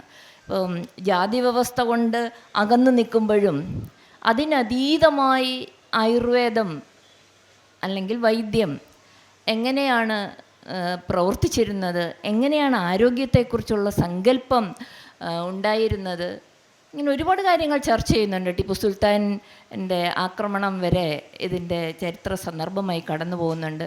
തീർച്ചയായും ഈ പുസ്തകം വായിക്കണം എന്നുള്ളതാണ് ഇവിടെ അഭ്യർത്ഥിക്കാനുള്ളത്. ഞാൻ എൻ്റെ വാക്കുകൾ ചുരുക്കുന്നു. അടുത്തതായി ഡോക്ടർ ഉഷ രാജാവാര്യർ മാഡത്തിനെ ക്ഷണിക്കുന്നു. 3 പുസ്തകങ്ങളാണ് പ്രകാശനം ചെയ്തത്. കാളിദാസ വൈഖരി, ഗായത്രി മന്ത്രം, അതുപോലെ തന്നെ വിവേകാനന്ദം. വേദിയിലും സദസ്സിലും ഇരിക്കുന്ന ഏവർക്കും നമസ്കാരം. അപ്രതീക്ഷിതമായിട്ടുള്ള ഒരു പുസ്തകത്തിൻ്റെ പ്രകാശനം കൂടി ഇന്ന് എനിക്ക് നിർവഹിക്കേണ്ടതായിട്ട് വന്നു. അത് ഏറ്റവും മികച്ച ദിനത്തിൽ, പ്രത്യേകിച്ച് വിവേകാനന്ദ സ്വാമികളുടെ ജയന്തി ദിനമായിട്ടുള്ള ഇന്ന് ആ പുസ്തകം പ്രസിദ്ധീകരിക്കാൻ സാധിച്ചതിൽ ദൈവത്തിന് അങ്ങേയറ്റം നന്ദി പറയുന്നു. ഇതൊരു ചരിത്ര മുഹൂർത്തമായി തന്നെ ഞാനിതിനെ കാണുകയാണ്. ഞാൻ ആ പുസ്തകം കണ്ടില്ല, അതുകൊണ്ട് എനിക്കതിനെക്കുറിച്ച് ആധികാരികമായി സംസാരിക്കാൻ ആളല്ല. ഇപ്പോൾ മാത്രമാണ് അത്തരത്തിലൊരു അറിവ് ലഭിച്ചത്. അതുകൊണ്ടാണ് പരിശോധിച്ച് വന്നിരിക്കുന്നത് 2 ഗ്രന്ഥങ്ങളാണ്. ശ്രീമതി ഇന്ദിര ബാലചന്ദ്രൻ രചിച്ച 2 ഗ്രന്ഥങ്ങൾ. ഒന്ന് കാളിദാസ വൈഖരിയും മറ്റൊന്ന് ഗായത്രി മന്ത്രവും. 2 ഗ്രന്ഥങ്ങളും വളരെ മികച്ച ഗ്രന്ഥങ്ങളാണ്. അതിന് മുന്നോടിയായിട്ട് ആദ്യം തന്നെ ഞാൻ ഈ 2 ഗ്രന്ഥങ്ങളെയും ഇതിൻ്റെ ഗ്രന്ഥനിർമ്മിതി, ആ 2 ഗ്രന്ഥങ്ങളും അതിമനോഹരമായിട്ടാണ് അത് ചമച്ചിരിക്കുന്നത്. എൻ്റെ കമ്പോസിങ് ചെയ്തിരിക്കുന്ന ബിയോണ്ട് പബ്ലിഷേഴ്സിനോടുള്ള എൻ്റെ ഹൃദയം നിറഞ്ഞ നന്ദി ഞാൻ അറിയിക്കുകയാണ്. ഏറ്റവും ആ ബുക്ക് കയ്യിലെടുക്കുമ്പോൾ തന്നെ നമുക്കത് തുറക്കാനും വായിക്കാനും ഒക്കെ തോന്നുന്ന മനോഹരമായിട്ടുള്ളൊരു ചട്ടക്കൂടാണ് അതിന് വന്നിരിക്കുന്നത്. അതുകൊണ്ടുള്ള പ്രത്യേക നന്ദിയും അറിയിക്കുകയാണ്. ഈ ഗ്രന്ഥത്തിൽ കാളിദാസ വൈഖരി എന്ന് പറയുന്ന ഈ ഗ്രന്ഥം കാളിദാസ കൃതികളെ, അതായത് ഈ കാളിദാസ കൃതികളുടെ അതിൻ്റെ അകക്കാമ്പ്, ആ അകക്കാമ്പിന് കേരളത്തിലുണ്ടായത് മലയാള സാഹിത്യത്തിലുണ്ടായ കൃതികളോടുള്ള സംബന്ധം എങ്ങനെയാണ് എന്നുള്ളതാണ് ഈ കാളിദാസ വൈഖരി എന്ന് പറയുന്ന ഗ്രന്ഥം പ്രകാശനം ചെയ്യുന്നത്. ഇതിലൊരു പ്രത്യേകതയായിട്ട് ഞാൻ കാണുന്നത് ഇതൊരു മികച്ച റഫറൻസ് ഗ്രന്ഥമാണ്. കാരണം നമുക്ക് എഴുത്തച്ഛൻ മുതൽ ഇന്ന് പ്രഭാവർമ്മ സാറ് വരെ വന്നെത്തി നിൽക്കുന്ന കവികളുണ്ട്. അതിൽ പ്രഭാവർമ്മ സാറിനെ മാത്രം ഇതിൽ റെഫർ ചെയ്തതായിട്ട് ഞാൻ കണ്ടില്ല. അദ്ദേഹത്തിൻ്റെ കനൽ ചിലമ്പ് എന്ന് പറയുന്ന കൃതി വന്നിരിക്കുന്നത് കാളിദാസൻ്റെ ഒരു സമസ്യയെ അടിസ്ഥാനപ്പെടുത്തിയിട്ടാണ്. പാൽക്കുടം തലയിൽ നിന്ന് വീണുടഞ്ഞിട്ടും പാല് വിൽപ്പനക്കാരി നിൻ്റെ കൺകൾ നിറഞ്ഞില്ല എന്നുള്ള കവിത അതിമനോഹരമായിട്ടുള്ള ഒരു കവിതയാണ്. അത് കാളിദാസൻ്റെ ഒരു സമസ്യയെ ആധാരമാക്കിയിട്ടുള്ള രചനയാണ്. അത് കൂടി ഇതിൽ ഉൾക്കൊള്ളിക്കണം എന്നാണ് എനിക്ക് പറയാനായിട്ടുള്ളത്. അതിലുപരി ഏറ്റവും മനോഹരമായിട്ട് എഴുത്തച്ഛൻ മുതൽ ഇന്നേ വരെയുള്ള പ്രത്യേകിച്ച് സിനിമാ ഗാനരചയിതാക്കളുടെ രചനകളെ പോലും അതിലുള്ള ഇൻവോൾവ്മെൻറ്റുകൾ പോലും ഈ കാളിദാസ കൃതികൾ എപ്രകാരമാണ് സ്വാധീനിച്ചിരിക്കുന്നത് എന്നുള്ളത് വളരെ വ്യക്തമായി വരച്ചു കാണിച്ചുകൊണ്ടാണ് ഈ കൃതി വന്നിരിക്കുന്നത്, ഈ പുസ്തകം വന്നിരിക്കുന്നത്. അതുകൊണ്ട് തന്നെ കാളിദാസ കൃതികളെ അടിസ്ഥാനപ്പെടുത്തി ഗവേഷണം നടത്തുന്നവർക്കും ഒപ്പം മലയാള സാഹിത്യത്തിൽ കാളിദാസ കൃതികളുമായിട്ടുള്ള സംബന്ധത്തെ അടിസ്ഥാനപ്പെടുത്തി ഗവേഷണം നടത്തുന്നവർക്കും വളരെ ഉത്തമമായിട്ടുള്ള ഒരു റഫറൻസ് ഗ്രന്ഥമായിട്ട് ഞാൻ ഇതിനെ കാണുന്നു. അതിന് എല്ലാ ആശംസകളും നേർന്നു. ഈ പുസ്തകത്തിനെക്കുറിച്ച് സംസാരിക്കാൻ ഇന്ന് ഈ 1 മണിക്കൂർ കിട്ടിയാൽ പോലും തികയില്ല. അത്രയും ഈ ഗ്രന്ഥത്തെക്കുറിച്ച് സംസാരിക്കാനുണ്ട്. പക്ഷേ അതിനുള്ള ഒരു സമയവും സൗകര്യവും നമുക്കിപ്പോൾ ഇല്ലാത്തത് കൊണ്ട് ഞാൻ ഈ ഗ്രന്ഥത്തിന് എല്ലാ ഭാവുകങ്ങളും നേരുന്നു. 2ാമത്തെ ഗ്രന്ഥം എന്ന് പറയുന്നത് ഗായത്രി മന്ത്രമാണ്. ഗായത്രി മന്ത്രത്തിൻ്റെ അർത്ഥതലങ്ങൾ ശങ്കരാചാര്യ സ്വാമികൾ തൊട്ടിങ്ങോട്ട് ഈ ഗായത്രി മന്ത്രത്തിന് നിരവധി വ്യാഖ്യാതാക്കൾ ഉണ്ടായിട്ടുണ്ട്. ആ വ്യാഖ്യാതാക്കളുടെ എല്ലാം വ്യാഖ്യാനങ്ങളും എപ്രകാരമാണ് എന്ന് വളരെ ലളിതമായ ഭാഷയിൽ ഈ ഗ്രന്ഥത്തിൽ ഉൾക്കൊള്ളിച്ചിട്ടുണ്ട്. അതിലൊക്കെ ഉപരി ഈ ഗായത്രി മന്ത്രത്തിന് വേദം തൊട്ടിങ്ങോട്ടുള്ള ഓംകാരം എന്ന് പറയുന്ന പ്രണവമന്ത്രം തൊട്ട് ഈ മന്ത്രത്തിന് എത്രത്തോളം സംബന്ധമുണ്ട് എന്നുള്ളതും ഈ ഗ്രന്ഥം വരച്ചു കാണിക്കുന്നു. ഇതിലും കൂടി എനിക്ക് ചേർക്കാനായിട്ട് തോന്നിയ ഒരു കാര്യം, സംഗീതശാസ്ത്രം എന്ന് പറയുന്നത് സാമവേദ അധിഷ്ഠിതമായ സംഗീതശാസ്ത്രം. ആ സംഗീതശാസ്ത്രത്തിന് അതിൽ 24 നോട്ടുകളാണ്. ഫ്രീക്വൻസി ഒരു ഒക്ടേവിനകത്ത് 24 ഫ്രീക്വൻസി ലെവൽ വെച്ചിട്ടാണ് സ്വരങ്ങളെ സ്വരസ്ഥാന നിർണയം ചെയ്തിരിക്കുന്നത്. ആ സ്വരസ്ഥാന നിർണയങ്ങളും കൂടി ഇതിൽ ചേർക്കണം. ഒപ്പം തന്നെ വീണ എന്ന് പറയുന്ന സംഗീത ഉപകരണത്തിൽ 24 ഫ്രെറ്റുകൾ നമുക്ക് കാണാൻ പറ്റും. ആ 24 ഫ്രെറ്റുകളും ഈ ഗായത്രി മന്ത്രവുമായിട്ട് അതിൻ്റെ സ്ഥാനങ്ങളുമായിട്ട് 24 അക്ഷരവുമായിട്ട് ബന്ധപ്പെട്ട് നിൽക്കുന്നതാണ്. ഈ രണ്ട് പ്രധാനപ്പെട്ട ഇത് രണ്ടും വൈദിക കാലം തൊട്ട്, വീണ എന്ന് പറയുന്നത് നമ്മളുടെ ഭാരതീയമായിട്ടുള്ള സംഗീതോപകരണമാണ്. അതിന് വേദകാലം തൊട്ട് പഴക്കമുണ്ട്. ഏകതന്ത്രി വീണ തൊട്ട് സഹസ്രതന്ത്രി വീണകൾ വരെ, ഒരു വീണ ഒറ്റക്കമ്പി വീണ തൊട്ട് 1000 കമ്പികൾ വരെയുള്ള വീണകൾ ഉണ്ടായിരുന്ന ഒരു വൈദിക പാരമ്പര്യം നമുക്കുണ്ട്. വളരെ സമൃദ്ധമായിട്ടുള്ള ഒരു എന്താ പറയുക, സംഗീതത്തിൻ്റെ ഏറ്റവും മഹത്തായിട്ടുള്ള സംഭാവനകൾ കാഴ്ചവെച്ചിരുന്ന ഒരു മഹത്വമാർന്ന കാലഘട്ടം നമുക്കുണ്ടായിരുന്നു. ആ കാലഘട്ടത്തിൻ്റെ അതിലേറ്റവും സംബന്ധമായി നിൽക്കുന്ന സാമവേദ സംഗീതവുമായിട്ട് ഏറ്റവും ബന്ധപ്പെട്ട് നിൽക്കുന്ന ഒന്നാണ് ഗായത്രി മന്ത്രം എന്ന് പറയുന്നത്. ആ രീതിയിലും കൂടി അതിനെ ഒന്ന് കണക്റ്റ് ചെയ്യണം എന്ന്, അതും കൂടെ ഒരു അധ്യായമായിട്ട് അതിനകത്തിലേക്ക് അടുത്ത എഡിഷനിൽ ഉൾക്കൊള്ളിക്കണം എന്ന് പറയുന്നു. എന്തായാലും ഈ 2 ഗ്രന്ഥങ്ങളും എങ്ങനെയാണ് എനിക്ക് ഈ 2 ഗ്രന്ഥങ്ങളും എഴുതിയ ഇത്രയും വൈകിയാണ് ഞാനിപ്പോഴും സത്യത്തിൽ ഇന്ദിര ടീച്ചറിനെ ഞാൻ പരിചയപ്പെട്ടിട്ടില്ല. ഇനി പരിചയപ്പെടാൻ പോകുന്നതേ ഉള്ളൂ. കാരണം ഇവിടെ വന്നപ്പോൾ തന്നെ വൈകിപ്പോയി, പരിചയപ്പെടാനായിട്ട് സാധിച്ചില്ല. ഗ്രന്ഥത്തിലൂടെയാണ് മാഡത്തിനെ പരിചയപ്പെടാനായിട്ട് എനിക്ക് സാധിച്ചത്. 2 ഗ്രന്ഥങ്ങൾക്കും നല്ല രീതിയിലുള്ള ഭാവുകങ്ങൾ ആശംസിച്ചുകൊണ്ട് നന്ദി, നമസ്കാരം. അടുത്തതായി ഈ പുസ്തകം സ്വീകരിച്ച ഡോക്ടർ എസ് കൃഷ്ണകുമാർ സാറിനെ സംസാരിക്കുന്നതിനായി ക്ഷണിക്കുന്നു. സദസ്സിലും വേദിയിലും ഇരിക്കുന്ന ആദരണീയരെ, വളരെ ചെറിയ സമയം കൊണ്ട് ഈ പുസ്തകത്തെക്കുറിച്ച് സംസാരിക്കേണ്ടതുണ്ട്. പക്ഷെ അത് വലിയ ബുദ്ധിമുട്ടുള്ള കാര്യമാണ്. പക്ഷെ അതിൽ ഒതുങ്ങി നിന്നുകൊണ്ട് സംസാരിക്കണം. ഈ പുസ്തകത്തിൻ്റെ PDF ഏതാനും ദിവസം മുൻപ് എനിക്ക് കിട്ടിയിരുന്നു. ഇത് രണ്ടും ഞാൻ ഏറെക്കുറെ വായിച്ച് തീർത്തിരുന്നു. അതുകൊണ്ട് തന്നെയാണ് ആ പുസ്തകത്തെക്കുറിച്ചുള്ള ധാരാളം ആശയങ്ങൾ എൻ്റെ മനസ്സിലുള്ളത്. പുസ്തകത്തെക്കുറിച്ച് ഈ പുസ്തകം എനിക്ക് നൽകി പ്രകാശിപ്പിച്ച ബഹുമാന്യനായ ഉഷാരാജ വാര്യർ സംസാരിച്ചു കഴിഞ്ഞു. അതിനു മുൻപ് ബഹുമാന്യനായ സദ്ഭാവനയുടെ ചെയർമാൻ സംസാരിച്ചു. പക്ഷേ ഞാൻ 2 ഫോർമുലകൾ ഉപയോഗിച്ചുകൊണ്ട് ഈ പുസ്തകത്തെ ചെറിയ രീതിയിൽ പരിചയപ്പെടുത്തുകയാണ്. ഒന്ന്, നമ്മുടെ ഈ സദസ്സിൽ ഇതുവരെ കേൾക്കാതിരുന്ന ഒരു പേര് പലർക്കും കേട്ട് കാണും. കാരണം ആ എഴുത്തുകാരനുമായി എനിക്ക് വലിയ അടുത്ത ബന്ധമുള്ളത് കൊണ്ടാണ്. ഒരു മലയാള ഇന്ത്യൻ എഴുത്തുകാരനല്ല, ഒരു വിദേശ എഴുത്തുകാരനാണ്, ഒരു വിദേശ ക്രിട്ടിക് എന്ന് അദ്ദേഹം പറയാം. നമ്മളെയൊക്കെ അടങ്ങി ഭരിച്ചിരുന്ന കൊളോണിയൽ രാഷ്ട്രമായ ബ്രിട്ടൻ്റെ ഈ നൂറ്റാണ്ടിലെ കനത്ത നിരൂപക ശബ്ദമായിരുന്ന റെയ്മണ്ട് വില്യംസ് എന്നായിരുന്നു അദ്ദേഹത്തിൻ്റെ പേര്. അദ്ദേഹം ഒരു വലിയ ആപ്തവാക്യം അല്ലെങ്കിൽ ഒരു തിയററ്റിക്കൽ കൺസെപ്റ്റ് ഉപയോഗിച്ചിട്ടുണ്ട്. ആ 2 വാക്കുകൾ ചേർന്നുള്ള ഒറ്റ വാക്ക് ഞാൻ ബഹുമാന്യയായ ഡോക്ടർ ഇന്ദിര ബാലചന്ദ്രൻ്റെ ആദ്യത്തെ പുസ്തകമായ കാളിദാസ വൈഖരിയെ ഡിഫൈൻ ചെയ്യാൻ ഉപയോഗിക്കുകയാണ്. ആ വാക്ക് അദ്ദേഹം ഉപയോഗിച്ച ആ theoretical concept structure of feeling എന്നായിരുന്നു. സിമ്പിളായ 2 വാക്കുകളാണ്. അതിൻ്റെ മലയാളം എന്താണ് എന്ന് ഞാനും എൻ്റെ വലിയ അധ്യാപകനും ഗുരുവും ഗവേഷണം സൂപ്പർവൈസ് ചെയ്യുകയൊക്കെ ചെയ്ത ഡോക്ടർ റവി പണിക്കർ സാറുമായി ഞങ്ങൾ നിരന്തരം സംസാരിച്ചിട്ടുണ്ട്. അതിൻ്റെ മലയാളം എന്തായിരിക്കും എന്നുള്ളതിന് ഞങ്ങൾക്ക് ഉചിതമായ ഒരു മലയാള പദം അതിനെ കണ്ടെടുക്കാൻ സാധിച്ചില്ല. പക്ഷേ അടുത്ത കാലത്തായി മലയാളത്തിലെ പ്രസിദ്ധനായ ഒരു വാഗ്മി തീർച്ചയായും അതിനൊരു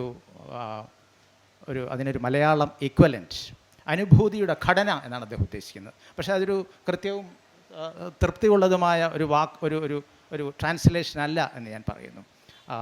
അനുഭൂതിയുടെ ഘടന, ഡോക്ടർ ഇന്ദിരാ ബാലചന്ദ്രൻ്റെ പുസ്തകത്തിൻ്റെ ഒരു അനുഭൂതിയുടെ ഘടനയുണ്ട്, ഒരു സ്ട്രക്ചർ ഓഫ് ഫീലിംഗ് ഉണ്ട്. അതിൽ നിന്നാണ് ആ പുസ്തകം ഉണ്ടായിരുന്നത്. പുസ്തകത്തിൻ്റെ അവസാനം 2 അനുബന്ധങ്ങളുണ്ട്.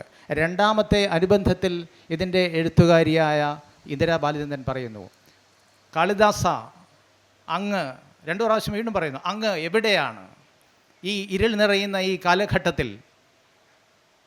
അങ്ങേ ഞങ്ങൾക്ക് ആവശ്യമുണ്ട് എന്ന് പറയുന്ന ഒരു വൈകാരികമായ തലത്തിൽ നിന്നാണ് ഈ വിജ്ഞാനപ്രദമായ ഗ്രന്ഥം ഉണ്ടാകുന്നത് എന്നുള്ളതാണ് ഈ പുസ്തകത്തെക്കുറിച്ചുള്ള ഒരു വലിയ കാര്യം. വിജ്ഞാനവും ജ്ഞാനവും ഒരുമിക്കുന്ന പുസ്തകമാണ്. വിജ്ഞാനത്തിൽ നിന്ന് ജ്ഞാനത്തിലേക്ക്, നോളജിൽ നിന്ന് വിസ്ഡത്തിലേക്ക് കടക്കുന്ന ഒരു പുസ്തകമാണ്. അതുകൊണ്ട് തന്നെ എൻ്റെ ഇവിടെ ഇരിക്കുന്ന എല്ലാ ബഹുമാന്യരായ വ്യക്തികളോട് ഞാൻ പറയുന്നത്, നിങ്ങളിതിൻ്റെ ഒരു കോപ്പി വാങ്ങിച്ച് നിങ്ങളുടെ കുട്ടികൾക്കും സുഹൃത്തുക്കൾക്കും കൊടുക്കുക. ഗ്രന്ഥകർത്തൃ പറയുന്നത് പോലെ തന്നെ ഇരുൾ നിറയുന്ന ഈ കാലഘട്ടം, പോസ്റ്റ് ട്രൂത്തിൻ്റെ ഈ കാലഘട്ടം, സത്യാനന്തര കാലഘട്ടം, ഫേസ്ബുക്കിനെ കുറിച്ചുകൂടെ പറഞ്ഞു. നിർമ്മിത ബുദ്ധി മനുഷ്യനെ, നമ്മെ ഒരുതരം മാറ്റലി, അടുത്ത കാലത്ത് ആരും ഉപയോഗിച്ചൊരു പദമാണ് മാറ്റലി പേടകം, എക്കോ ചേംബർ. മനഃശാസ്ത്രജ്ഞരും സാമൂഹ്യശാസ്ത്രജ്ഞരും ഉപയോഗിക്കുന്ന വാക്കാണ്. സമകാല സാഹചര്യം, മനുഷ്യൻ്റെ സമകാല സാഹചര്യം എന്ന് പറയുന്നത് നാമൊക്കെ ഒരു എക്കോ ചേംബറിൽ പെട്ടിരിക്കുകയാണ്.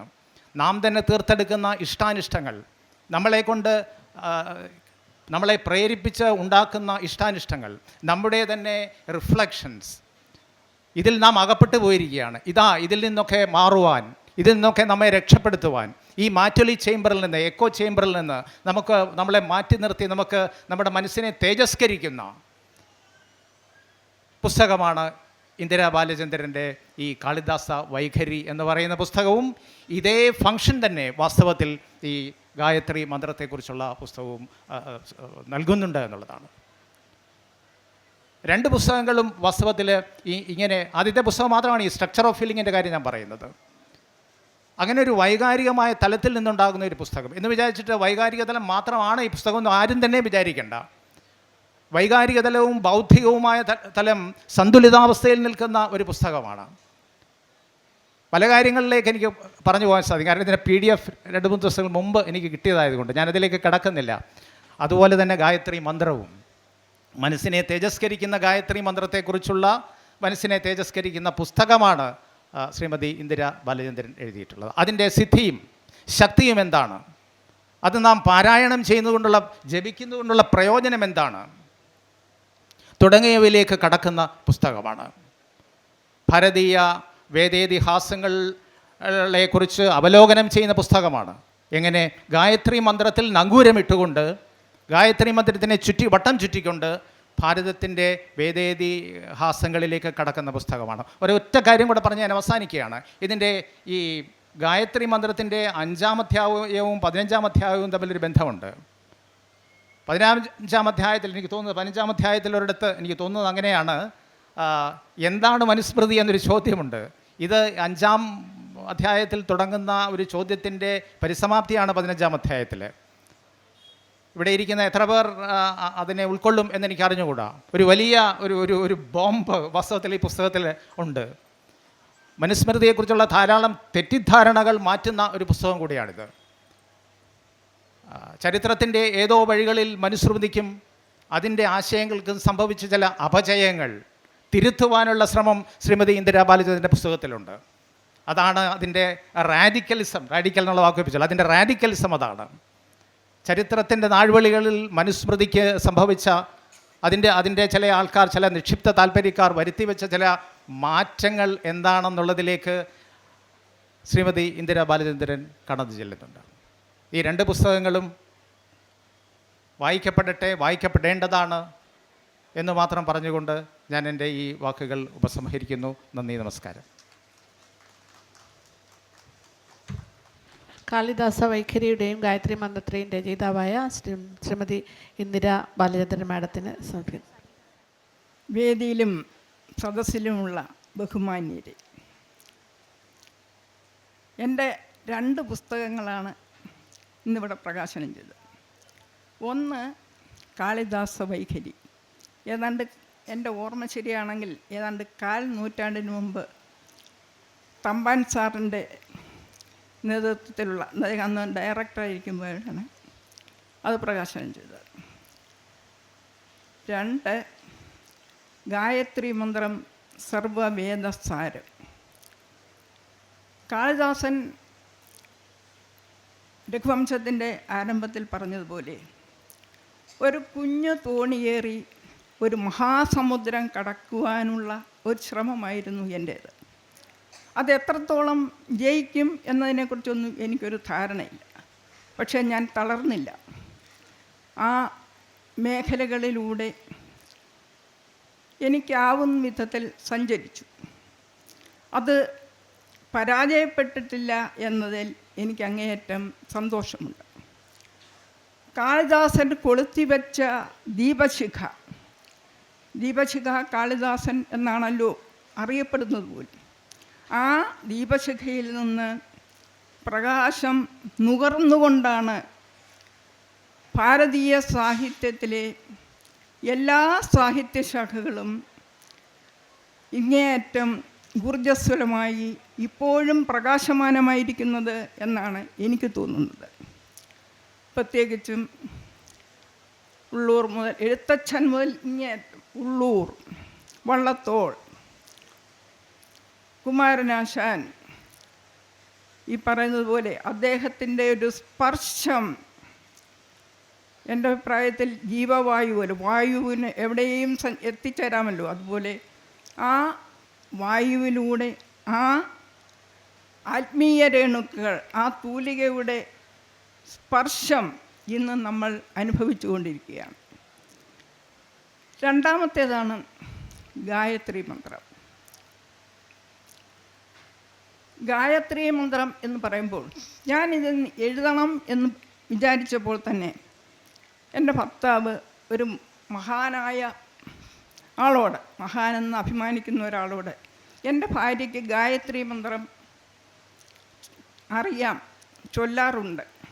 അപ്പോൾ അദ്ദേഹം എടുത്തടിച്ചതുപോലെ പറഞ്ഞു, അദ്ദേഹത്തോട് പറഞ്ഞു, ഫോൺ അവരുടെ കയ്യിൽ കൊടുക്കൂ. എൻ്റെ കയ്യിൽ തന്നു. എടുത്തടിച്ചതുപോലെ എന്നോട് ചോദിക്കുന്നു, ആരാണ് നിങ്ങൾക്കിതിന് അവകാശം തന്നത്? ഞങ്ങളുടെ സ്ത്രീകൾക്ക് പോലും ഇത് നിഷേധിച്ചിട്ടുള്ളതാണ്. ഞാൻ പറഞ്ഞു, എൻ്റെ അച്ഛനാണ് എനിക്ക് ഈ അറിവ് പകർന്നു തന്നത്. ആ മനുഷ്യൻ്റെ മുമ്പിൽ ഇപ്പോഴും എനിക്കതിൻ്റെ വൈരാഗ്യം വിട്ടിട്ടില്ല. അവരെയൊക്കെ ഞെട്ടിച്ചുകൊണ്ടാണ് ഞാൻ ലോകത്തിലുള്ള സകലമാന സ്ത്രീകൾക്കും വേണ്ടി ഈ ഗായത്രി മന്ത്രം രചിച്ചത്. ഒരാൾ ഒരു കൃതി എഴുതണമെങ്കിൽ പ്രത്യേകിച്ചും, അതായത് ഗായത്രി മന്ത്രം എന്ന് പറയുമ്പോൾ 4 വേദങ്ങളും 6 ശാസ്ത്രങ്ങളും, ശിക്ഷാകൽപ്പ, വ്യാകരണ, നിരുക്ത, ഛന്ദസ്, ജ്യോതിഷം, ഈ 6 ശാസ്ത്രങ്ങളും, ഋഗ്വേദം, യജുർവേദം, സാമവേദം, അഥർവേദം, ഈ എല്ലാ ശാസ്ത്രങ്ങളെയും ഉൾക്കൊള്ളിച്ചുകൊണ്ട് പ്രപഞ്ചത്തിലെ 3 ലോകങ്ങളിലെയും എല്ലാ ശക്തികളെയും ആവാഹിച്ചുകൊണ്ടുള്ള 24 അക്ഷരം ഒരു മണിച്ചെപ്പിൽ ഒതുക്കിയതാണ് ഗായത്രി മന്ത്രം. അത് മറ്റുള്ളവരിലേക്ക് എത്തിക്കുക എന്നുള്ളത് എൻ്റെ ധർമ്മമാണ്. ഈ ഒരു കാര്യം എൻ്റെ ഗുരുനാഥനായ വിഷ്ണുനാരായണൻ നമ്പൂരി സാറിനോട് പറഞ്ഞപ്പോൾ അദ്ദേഹം എന്നോട് പറഞ്ഞു, ഇന്ദിരയുടെ ഭാഗമാണ് ശരി. എല്ലാ സ്ത്രീകൾക്കും വേദങ്ങൾ പഠിക്കാനും മറ്റുള്ളവർക്ക് പകർന്നു കൊടുക്കാനുമുള്ള അവകാശമുണ്ട്. അതുകൊണ്ട് നീ ധൈര്യമായി മുന്നോട്ട് പോകുക. അദ്ദേഹം ഉദാഹരണമായി ഉഭയഭാരതിയുടെ കഥ പറഞ്ഞു. അതായത് ഈ ഗായത്രി മന്ത്രത്തിന് ഭാഷ്യം എഴുതിയിട്ടുള്ള സർവജ്ഞപീഠം കയറിയ ശ്രീ ശങ്കരാചാര്യരെ പോലും ഒരു നിമിഷത്തിൽ മുൾമുനയിൽ നിർത്താൻ കഴിയുന്ന സ്ത്രീയാണ് ഉഭയഭാരതി, മണ്ഡനമിശ്രൻ്റെ സഹധർമ്മിണി. ഇന്ദിര എടുക്കേണ്ടത് ഉഭയഭാരതിയുടെ റോളാണ്. ഞാൻ സാറിൻ്റെ ആജ്ഞയെ ശിരസാ വഹിക്കുന്നു. അതുപോലെ ഞാൻ എൻ്റെ മകളെക്കുറിച്ച് പറയുമ്പോൾ ഞാൻ എപ്പോഴും ഓർക്കാറുണ്ട്, ഭഗവാൻ ഗുരുവായൂരപ്പൻ്റെ തൃക്കയ്യാൽ എനിക്ക് നേദിച്ച വെണ്ണയാണ് എൻ്റെ പുത്രി. എൻ്റെ അച്ഛൻ പ്രഭാകരൻ ഉണിത്താൻ എന്ന് പറയുന്ന ആ പണ്ഡിതനില്ലായിരുന്നുവെങ്കിൽ ഈ വേദശാസ്ത്രങ്ങളുടെ തീരഭൂമിയിൽ ഞാൻ എത്തിപ്പെടുമായിരുന്നില്ല. ആ മഹാത്മാക്കളെയെല്ലാം ഓർത്തുകൊണ്ട് ഞാൻ ഒന്നുകൂടി എൻ്റെ മുത്തച്ഛനെ അനുസ്മരിച്ചുകൊണ്ട് പറയട്ടെ, ഈ വേദം എന്ന് പറയുന്നത് അത് എല്ലാവർക്കും എത്തിപ്പെടാവുന്ന ഒന്നല്ല. ജന്മനാ ജായതേ ശൂദ്ര, കർമ്മണ ജായതേ ദ്വിജ. എല്ലാവരും ജനിക്കുമ്പോൾ ശൂദ്രനായിട്ടാണ് ജനിക്കുന്നത്. ശൂദ്രൻ എന്ന് പറഞ്ഞാൽ അറിവില്ലാത്തവൻ എന്നാണ്. നമ്മളെല്ലാവരും ജനിച്ചു വീഴുമ്പോൾ ഒന്നും അറിയാത്തവരാണ്. നമ്മൾ പഠിച്ച് ആ വിജ്ഞാനത്തിലൂടെയാണ് നമ്മൾ ദ്വിജനാകുന്നത്. എല്ലാവരും ദ്വിജരാണോ എന്ന് ചോദിച്ചാൽ ദ്വിജരെന്ന് അഭിപ്രായപ്പെടുന്നവർ പോലും ദ്വിജന്മാരല്ല. ഞാൻ ദൈവത്തോട് ആവശ്യപ്പെട്ടത് ഒരു മനോഹരമായൊരു പൂവ്, എൻ്റെ ജീവിതം ഒരു പൂവാകണം എന്നേ ഞാൻ ആഗ്രഹിച്ചു. പക്ഷേ ദൈവം എനിക്ക് തന്നത് മനോഹരമായൊരു പൂന്തോട്ടം, അതായത് കള്ളിമുള്ളുകളില്ലാത്ത, വൃക്ഷങ്ങളില്ലാത്ത അതിമനോഹരമായൊരു പൂന്തോട്ടം. നീ വേണ്ടത്ര ശുദ്ധമായി ശ്വസിച്ച്, നീ ആസ്വദിച്ച് നീ ജീവിക്കും. ആ പൂന്തോട്ടത്തിലെ മഹത്തായ വൃക്ഷങ്ങളും പൂക്കളുമാണ് ഇവിടെ കൂട്ടിയിരിക്കുന്ന ഓരോരുത്തരും. നേരത്തെ പറഞ്ഞതുപോലെ ജന്മം കൊണ്ടല്ല കർമ്മം കൊണ്ടാണ് ഓരോരുത്തരും ദ്വിജത്വം ആർജിക്കുന്നത്. ഇവിടെ കൂടിയിരിക്കുന്ന ഓരോരുത്തരും ദ്വിജത്വമാർന്നവരാണ്. അതില്ലെങ്കിൽ നിങ്ങൾക്കാർക്കും ഇവിടെ സന്നിഹിതരാകാൻ കഴിയുമായിരുന്നില്ല. ഈ പൂന്തോട്ടത്തിലെ വൃക്ഷങ്ങൾ ചിലതാണ്. ഇവിടുത്തെ പ്രസിദ്ധീകരണ വിഭാഗമായ BS ബാലചന്ദ്രൻ സാറിൻ്റെ ഈ സദ്ഭാവന, പേര് പോലെ തന്നെ സദ്ഭാവന, നന്മ വിതച്ച് നന്മ കൊയ്യുന്ന ഒരു പ്രസ്ഥാനം. ഇതിലെ സാരഥി എന്നല്ല, അമരക്കാരൻ BS ബാലചന്ദ്രനാണ്. അതുപോലെ അണിയത്ത് ജയ ശ്രീകുമാർ, സിന്ധു സുരേഷ്, ഇവരെല്ലാം, ഇതിലെ ഓരോ അംഗങ്ങളും ഈ ഇത്തുഴയ്ക്കൊപ്പം ചലിച്ചുകൊണ്ട് അമരക്കാരനൊപ്പം ചലിക്കുന്നവരാണ്. ഈ മേഖലയിൽ എത്തിപ്പെടണമെങ്കിൽ ഒരു ദൈവീകമായ സിദ്ധി വേണം. എൻ്റെ മുത്തച്ഛൻ ഒരിക്കൽ എന്നോടൊരു കഥ പറഞ്ഞു. അതായത് ഭഗവാൻ പരമേശ്വരനും പാർവതിയും കൂടി ഇരിക്കുമ്പോൾ ഒരാൾ ഏറ്റവും കൂടുതൽ ഒരു ഭക്തനെ കണ്ടിട്ട് പാർവതി ദേവി പറഞ്ഞു, അയ്യോ ഇത്രയും പാവത്തനായ ഇയാൾക്ക് എന്തെങ്കിലും ഒന്ന് സഹായം ചെയ്തു കൊടുക്കണം. അവൻ പറഞ്ഞു, അതിന് തലയിലെഴുത്ത് വേണം, നീ കണ്ടോ എന്ന് പറഞ്ഞൊരു നിധികുംഭം കൊടുത്തു, വഴിയിൽ വെച്ചു. അപ്പോൾ ഇദ്ദേഹം ഈ ഭക്തൻ നടന്നു വരുന്ന വഴിക്ക് ആ സ്ഥലത്തെത്തുമ്പോൾ അയാൾ കണ്ണടച്ചു. ഇനി കുറച്ച് സമയം കണ്ണടച്ച് കളയാം എന്ന് വിചാരിച്ചു നടന്നു. അയാൾക്കത് കിട്ടിയില്ല. എന്ന് പറയുന്നത് പോലെ ഈ ഗായത്രി മന്ത്രത്തിൻ്റെ അന്തസത്ത അറിയണമെങ്കിൽ ഇതുപോലെ ഭക്തി ഉണ്ടായാൽ മാത്രം പോരാ, ദ്വിജത്വമുള്ളവർക്കേ പറ്റൂ.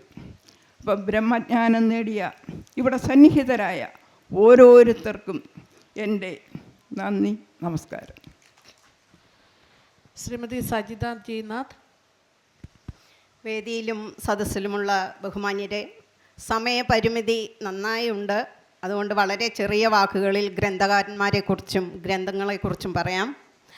ഇവിടെ ഞാൻ സ്വീകരിച്ച 2 പുസ്തകങ്ങൾ, ഒന്ന് ഫേസ്ബുക്ക് കുറിപ്പുകൾ ബാലേന്ദ്രൻ സാറിൻ്റെത്, രണ്ടാമത്തത് വിവേകാനന്ദം സുജാതൻ സാറിൻ്റെ വിവേകാനന്ദമാണ്.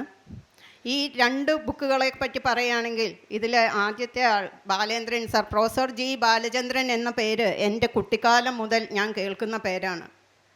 വാക്കുകളെ കൊണ്ട് അമ്മാനമാടുക എന്ന് പറയുന്നതിലുപരി വാക്കുകളെയും അക്ഷരങ്ങളെയും കൊണ്ട് നൃത്തം ചെയ്യിപ്പിക്കുകയും ദൃശ്യവൽക്കരണത്തെക്കാളും ഒരുപടി മുന്നിൽ നിന്ന് ആശയങ്ങളെ ശ്രോതാവിലേക്ക് സന്നിവേശിപ്പിക്കുകയും ചെയ്യുന്നതിൽ അദ്ദേഹത്തിനുള്ള വാക്ചാതുര്യവും അദ്ദേഹത്തിൻ്റെ ഭാഷാ പാണ്ഡിത്യവും ചെറുപ്പകാലത്ത് വളരെ കൗതുകത്തോടു കൂടി ഞാൻ കണ്ടു നിന്നിട്ടുണ്ട്. അദ്ദേഹത്തിൻ്റെ ഒരു ബുക്ക് പ്രകാശനം ചെയ്യണമെന്ന് എൻ്റെ സുഹൃത്ത് ശ്രീകുമാർ പറഞ്ഞപ്പോൾ, പ്രകാശനം ചെയ്യുന്ന സ്വീകരിക്കണമെന്ന് പറഞ്ഞപ്പോൾ എനിക്ക് വളരെയധികം സന്തോഷം തോന്നി. അതുപോലെ ആ ബുക്കിൻ്റെ പേര് കേട്ടപ്പോൾ അതിൻ്റെ ഉള്ളടക്കം എന്താണെന്ന് അറിയുവാനുള്ള ഒരു ജിജ്ഞാസയും ഉണ്ടായി. ഞങ്ങൾ ആലപ്പുഴക്കാർക്ക് നെഹ്റു ട്രോഫി വള്ളംകളി എന്നും ഒരു വികാരമാണ്. ആ വള്ളംകളിയുടെ വീറും വാശിയും ഒട്ടും ചോർന്നു പോകാതെ പുന്നമടക്കായലിൻ്റെ ഓളപ്പരപ്പുകളുടെ മനോഹാരിതയുമായി സമന്വയിപ്പിച്ച് അദ്ദേഹം ഉൾപ്പെടെയുള്ളവർ തന്നിരുന്ന ആ വിവരണം കേൾക്കുവാൻ അന്ന് റേഡിയോയുടെ മുമ്പിൽ കാതുകൂർപ്പിച്ചിരുന്ന ആ ഒരു തലമുറയിലെ അംഗമാണ് ഞാനും. അപ്പോൾ അദ്ദേഹത്തിൻ്റെ ഫേസ്ബുക്ക് കുറിപ്പുകൾ എന്ന പുസ്തകത്തിനെ പറ്റി കേട്ടപ്പോൾ അതിൻ്റെ ഉള്ളടക്കം അറിയുവാനുള്ള ഒരു ജിജ്ഞാസ എനിക്കുണ്ടായി. അതിൽ ഞാൻ നോക്കിയപ്പോൾ എനിക്ക് അതിശയം തോന്നിയ ഒരു കാര്യം എന്തെന്ന് പറഞ്ഞാൽ, സമൂഹവുമായി ചേർന്ന് നിൽക്കുന്ന എല്ലാ മേഖലകളെയും അദ്ദേഹം വളരെ ഭംഗിയായി, അത് പുരാണങ്ങളായാലും രാഷ്ട്രീയമായാലും വർഗം, വർണ്ണം, സംസ്കാരം, അനുഷ്ഠാനങ്ങൾ, ആചാരങ്ങൾ, വിപ്ലവങ്ങൾ എന്തൊക്കെ തന്നെയായാലും എല്ലാം അതിൻ്റെ മുഴുവൻ ഭംഗിയോടും കൂടി ഭാവി ഭൂത വർത്തമാന കാലങ്ങളെ കോർത്തിണക്കി വളരെ വളരെ നല്ലതായ രീതിയിൽ അദ്ദേഹം ആ ബുക്കിൽ അവതരിപ്പിച്ചിട്ടുണ്ട്. ഇതിൻ്റെ ഉള്ളടക്കത്തെപ്പറ്റി നോക്കിയപ്പോൾ നേരത്തെ തമ്പാൻ സാറ് പറഞ്ഞതുപോലെ അതിൻ്റെ വൈവിധ്യങ്ങൾ കണ്ടപ്പോൾ അതിൽ പുരാണങ്ങൾ തൊട്ട് ചന്ദ്രയാനിലൂടെ ആമസോൺ കാടുകളിലെ അതിജീവനത്തിൻ്റെ കഥ വരെ പറയുന്നു എന്ന് കണ്ടപ്പോൾ എനിക്ക് മനുഷ്യ സഹജമായ ഒരു ജിജ്ഞാസ, സാർ എന്തെങ്കിലും ഇതിൽ വിട്ടുപോയിട്ടുണ്ടോ? പെട്ടെന്ന് എനിക്ക് തോന്നി സാർ സ്പോർട്സിനെ പറ്റിയൊന്നും പറഞ്ഞിട്ടില്ല എന്ന്. പക്ഷേ നോക്കിയപ്പോൾ അതുകൊണ്ട് ഫുട്ബോൾ മേളയെ പറ്റിയും ലോകകപ്പ് ഫുട്ബോളിനെ പറ്റിയും ഒളിമ്പിക്സ് മത്സരത്തിൽ ആബേലിൻ്റെയും ഇവാൻ്റെയും നല്ല മനസ്സുകളെ പറ്റിയും എല്ലാം വളരെ വളരെ സുന്ദരമായി അതിൽ പ്രതിപാദിച്ചിട്ടുണ്ട്. അതുകൊണ്ട് വായനക്കാർക്ക് എന്നും നല്ലൊരു അനുഭവം പകരുന്ന പുസ്തകമായിരിക്കും സാറിൻ്റെ ഫേസ്ബുക്ക് കുറിപ്പുകൾ എന്നുള്ളത്. അടുത്ത പുസ്തകം സുജാതൻ സാറിൻ്റെ വിവേകാനന്ദം എന്നുള്ള പുസ്തകമാണ്. എനിക്ക് അതിൽ ആമുഖം വായിച്ചപ്പോൾ എനിക്ക് തോന്നിയ ഒരു കൗതുകം എന്തെന്ന് പറഞ്ഞാൽ, സാറ് ഒരു എൻജിനീയറിംഗ് ബിരുദധാരിയാണ്. അതോടൊപ്പം തന്നെ ഹൈവേ റിസർച്ച് ഇൻസ്റ്റിറ്റ്യൂട്ടിൻ്റെ ഡെപ്യൂട്ടി ഡയറക്ടറായിരുന്നു. ഈ യന്ത്രങ്ങളും ഈ നിർമ്മാണങ്ങളും ഇതും ഈ സാഹിത്യവുമായിട്ടൊക്കെയുള്ള സാറിൻ്റെ ബന്ധം പക്ഷേ നോക്കിക്കഴിഞ്ഞപ്പോൾ 1979 തന്നെ അദ്ദേഹം അത് വിളംബരം ചെയ്തതാണ്. ഈ പുസ്തകത്തിൻ്റെ 3ാമത്തെ പതിപ്പാണ് ഇറങ്ങുന്നത്. ബാക്കി 2 പതിപ്പുകളും 3 ഭാഷകളിൽ ഇറങ്ങിയിട്ടുണ്ട്. അതിൽ ഇംഗ്ലീഷ് പതിപ്പ് ഇറങ്ങിയിരിക്കുന്നത് ആമസോൺ പബ്ലിക്കേഷൻസ് ഇറക്കിയിരിക്കുന്നത് കൊണ്ട് രാജ്യാന്തര തലത്തിൽ തന്നെ ആ ബുക്കിന് ഒരു റീച്ച് കിട്ടുന്നുമുണ്ട്. അത് നമുക്ക് വളരെ അഭിമാനിക്കാവുന്ന കാര്യമാണ്. ആ പുസ്തകത്തിൻ്റെ ഉള്ളടക്കത്തെക്കുറിച്ച് ചെറിയ കാര്യമായി ഞാൻ പറയുകയാണെങ്കിൽ, എൻ്റെ മനസ്സിൽ തോന്നിയ ഒരു കാര്യമായി ഞാൻ പറയുകയാണെങ്കിൽ, അതിനകത്ത് പ്രതിപാദിക്കുന്നത് സ്വാമി വിവേകാനന്ദൻ്റെ ജീവിതത്തെക്കുറിച്ചാണ്. നമ്മൾ ശ്രദ്ധിച്ചിട്ടുണ്ട്, സ്വാമി വിവേകാനന്ദനെ പറ്റി ഒരുപാട് പുസ്തകങ്ങളും ലേഖനങ്ങളും ഉണ്ട്. പക്ഷേ അവയെല്ലാം അദ്ദേഹത്തിൻ്റെ വൈജ്ഞാനിക തലത്തിൻ്റെയോ ചിന്താധാരയുടെയോ ഒരു ഉന്മനം കൊണ്ട് ആയിരിക്കാം അതിൽ പലപ്പോഴും സാധാരണക്കാരായ വായനക്കാർക്ക് കുറച്ച് ആയാസമായി അനുഭവപ്പെടാറുണ്ട്. പക്ഷേ ഈ പുസ്തകത്തിൽ ഞാൻ കണ്ടത് തികച്ചും വ്യക്തിപരമായി അദ്ദേഹം ചെയ്യുന്ന കാര്യങ്ങളെ, അദ്ദേഹത്തിൻ്റെ വ്യക്തി ജീവിതത്തോട് അടുത്ത് നിൽക്കുന്ന വ്യക്തികളെയും സ്ഥലങ്ങളെയും സന്ദർഭങ്ങളെയും വളരെ സുന്ദരമായി കോർത്തിണക്കിക്കൊണ്ട് വിവേകാനന്ദൻ എന്ന് പറയുന്ന വ്യക്തിയുടെ മനസ്സിലെ ചിന്തകളെ ഗ്രന്ഥകാരൻ മനനം ചെയ്തെടുത്ത് അത് വായനക്കാരിലേക്ക് വളരെ ഹൃദ്യമായ രീതിയിൽ ഒഴുക്കിവിടുന്ന ഒരു കാഴ്ച നമുക്കതിനകത്ത് കാണാം. അതുകൊണ്ട് വിവേകാനന്ദം എന്ന് പറയുന്ന ബുക്കും ഒരു അനുഭവമായിരിക്കും. 2 ഗ്രന്ഥങ്ങൾക്കും ഗ്രന്ഥകാരന്മാർക്കും എല്ലാ ആശംസകളും നേർന്നുകൊണ്ട് നിർത്തുന്നു. നമസ്കാരം. അടുത്തതായി ശ്രീ സുരേഷ് പനങ്ങാട്. വേദിയിലും സദസ്സിലുമുള്ള പ്രിയപ്പെട്ടവരെ, സമയം വളരെയധികം അതിക്രമിച്ചിരിക്കുകയാണ്. സമയപരിമിതി വളരെയധികം ഉണ്ട്. അതുകൊണ്ട് ഞാൻ നോവലിൻ്റെ മറ്റ് ഉള്ളടക്കത്തിലേക്കൊന്നും കടക്കുന്നില്ല. വളരെ ധന്യമായ, അനുഗ്രഹീതമായ, ജീവിതത്തിലെ അസുലഭമായ ഒരു നിമിഷത്തിലാണ് ഞാനിവിടെ നിൽക്കുന്നത്. കാരണം ഇതുപോലെയൊരു വേദിയിൽ, ഇതുപോലെ ഒരു അന്താരാഷ്ട്ര പുസ്തകോത്സവം നടക്കുന്ന വേദിയിൽ വെച്ച് എൻ്റെ ആദ്യത്തെ നോവൽ പ്രകാശനം ചെയ്യാൻ കഴിഞ്ഞു എന്നുള്ളത് തന്നെ വളരെയധികം സന്തോഷവും അഭിമാനവും തരുന്ന കാര്യമാണ്. നോവലിൻ്റെ ഉള്ളടക്കത്തിലേക്ക് കടക്കുന്നില്ല, കാരണം അതിനുള്ളൊരു സമയം നമുക്കില്ല. എങ്കിലും നേരത്തെ ഇവിടെ സൂചിപ്പിച്ചതുപോലെ ആയുർവേദ ദർശനങ്ങളുടെ പശ്ചാത്തലത്തിൽ എഴുതിയ നോവലാണ്. ഏതാണ്ട് 4-5 പതിറ്റാണ്ടോളം എനിക്ക് ആയുർവേദ ചികിത്സ, ഫാർമസി, ഹോസ്പിറ്റൽ രംഗവുമായി മേഖലയുമായി അതിൻ്റെ ആംബിയൻസുകളുമായൊക്കെ വളരെ അടുത്ത പരിചയമുണ്ട്. കാരണം ഞാൻ വിവാഹം കഴിച്ചിരിക്കുന്നത് തിരുവിതാംകൂറിലെ ഏറ്റവും പ്രശസ്തമായ ഏതാണ്ട് 10 തലമുറയ്ക്കോളം വൈദ്യ പാരമ്പര്യമുള്ള ചാങ്ങേത്ത് കുടുംബത്തിൽ നിന്നാണ്. അന്ന് തന്നെ ആ പരിസരം തന്നെ, ആ അന്തരീക്ഷം തന്നെ ആയുർവേദത്തെക്കുറിച്ചുള്ള ഒരു വലിയ ചിന്തകൾ, അനുഭവങ്ങളൊക്കെ മനസ്സിൽ കോറിയിട്ടിരുന്നു. പിന്നീട് സ്വാമി നിർമ്മലാനന്ദഗിരി സ്വാമിയുമായിട്ടുള്ള സഹവാസവും അദ്ദേഹമൊത്തുള്ള യാത്രകളും അദ്ദേഹത്തിൻ്റെ പ്രഭാഷണങ്ങളും ഒക്കെ ആയുർവേദത്തെക്കുറിച്ച് മാത്രമല്ല ഭാരതീയമായ ഉപനിഷത്തുകളെക്കുറിച്ചും അതിൻ്റെ ദർശനങ്ങളെക്കുറിച്ചും ഒക്കെയുള്ള വളരെ വ്യത്യസ്തമായ അന്ന് വരെ ആരും പറഞ്ഞിട്ടില്ലാത്ത തരത്തിലുള്ള പുതിയ അറിവുകൾ അദ്ദേഹത്തിൽ നിന്നും നേടിയെടുക്കാനും അതൊക്കെ രേഖപ്പെടുത്തി വയ്ക്കാനും ഇടയായിട്ടുണ്ട്. പക്ഷേ അത് പ്രത്യേകിച്ച് അതിലൊന്നും ചെയ്യാതെ കാലം കുറേ കടന്നു പോവുകയും പിന്നീട് വളരെ പ്രശസ്ത ബിഷപ്പനായ ഡോക്ടർ MS വല്യത്താനെ മണിപ്പാലിൽ പോയി അദ്ദേഹം നേരിട്ട് കാണുകയും ഏതാണ്ട് 1.5 മണിക്കൂറോളം അദ്ദേഹവുമായി സംസാരിക്കാനുമുള്ളൊരു ഭാഗ്യമുണ്ടായി. ചരക പൈതൃകവും സുശ്രുത പൈതൃകവും അഷ്ടാംഗ ഹൃദയ പൈതൃകവും ഒക്കെ രചിച്ച പ്രശസ്ത കാർഡിയോളജിസ്റ്റും അലോപ്പതി ബിഷഗ്ഗരനുമായ അദ്ദേഹത്തിൻ്റെ വാക്കുകൾ തീർച്ചയായും അതുവരെ ഉണ്ടായിരുന്ന മനസ്സിലുണ്ടായിരുന്ന ആയുർവേദ ചിന്തകളെയൊക്കെ വീണ്ടും ഒന്നുകൂടി റിവൈവ് ചെയ്യുവാനും അത് ആ ചിന്തകളൊക്കെ ഒരു കോവിഡ് കാലത്ത് നോവലായി പരിണമിക്കുകയും ചെയ്തു. ഇന്ന് ആ പരിണാമം ഇവിടെ ഈ നിമിഷത്തിൽ സാഫല്യമടയുകയാണ്. അത് നോവൽ കോരുക്കുന്ന നോവൽ ഇന്നിവിടെ പ്രകാശിതമായിരിക്കുകയാണ്. നോവൽ അല്ലെങ്കിൽ ഏത് സാഹിത്യ കൃതിയായാലും എഴുതിക്കഴിഞ്ഞാൽ അത് വായനക്കാരൻ്റെ സ്വത്താണ്. അതിനകത്തിൽ എഴുത്തുകാരന് പിന്നീട് ഒരു വിശദീകരണത്തിൻ്റെയോ വ്യാഖ്യാനത്തിൻ്റെയോ ഒന്നും പ്രത്യേകിച്ച് ആവശ്യമുണ്ട് എന്ന് തോന്നുന്നില്ല. അതുകൊണ്ട് തന്നെ ഞാൻ ഈ നോവൽ കോരുക്ക് എന്ന നോവൽ വായനാ ലോകത്തിൻ്റെ മുമ്പാകെ വളരെ സന്തോഷപൂർവ്വം സമർപ്പിക്കുകയാണ്. ഒരുപാട് പേരോട് നന്ദിയും സന്തോഷവും കടപ്പാടും പറയേണ്ടതുണ്ട്. സമയത്തിൻ്റെ കുറവ് മൂലം ഞാൻ ആരെയും പേരെടുത്ത് പറയുന്നില്ല. ഒട്ടേറെ പേർ നാട്ടിൽ നിന്ന് വന്നവർ, വളരെ ദൂരെ നിന്ന് എത്തിയിട്ടുള്ളവർ, എൻ്റെ സുഹൃത്തുക്കൾ, വീട്ടുകാർ, കുടുംബക്കാർ ഒക്കെയുണ്ട്. എല്ലാവരോടും ഇവിടെ എത്തിച്ചേർന്ന എല്ലാവരോടും ഹൃദയത്തിൻ്റെ ഭാഷയിൽ വളരെ സ്നേഹത്തോടെ ഞാൻ നന്ദി പറയുന്നു. ഇതിനൊക്കെ അപ്പുറം ഈ നോവലിനെ ഒരു പ്രവൃത്തി പദത്തിൽ കൊണ്ടുവന്നത്, പ്രായോഗികതയിൽ കൊണ്ടുവന്നത് തീർച്ചയായിട്ടും ഇതിന് ചെയർമാനായ ബാലചന്ദ്രൻ സാറിൻ്റെ വളരെ അവിചാരിതവും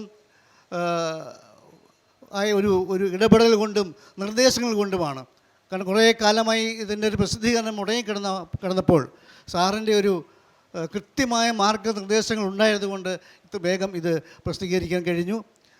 അതുപോലെ ഇത് വളരെ വേഗം വളരെ ഭംഗിയായി തന്നെ ഇത് ചിട്ടപ്പെടുത്തുകയും പ്രസിദ്ധീകരിക്കുകയും ഒക്കെ അതിന് വളരെ പോസിറ്റീവായ വളരെ സ്നേഹത്തോടു കൂടിയുള്ള ഒരു സമീപനം കാഴ്ചവെച്ച പബ്ലിക്കേഷൻസിൻ്റെ മാനേജർ ശ്രീമതി സിന്ധു സുരേഷിനോടും ഒരു 2 പേരോടുമുള്ള എൻ്റെ അഗൈതവുമായ നന്ദി കൂടി ഞാൻ ഇവിടെ രേഖപ്പെടുത്തുകയാണ്.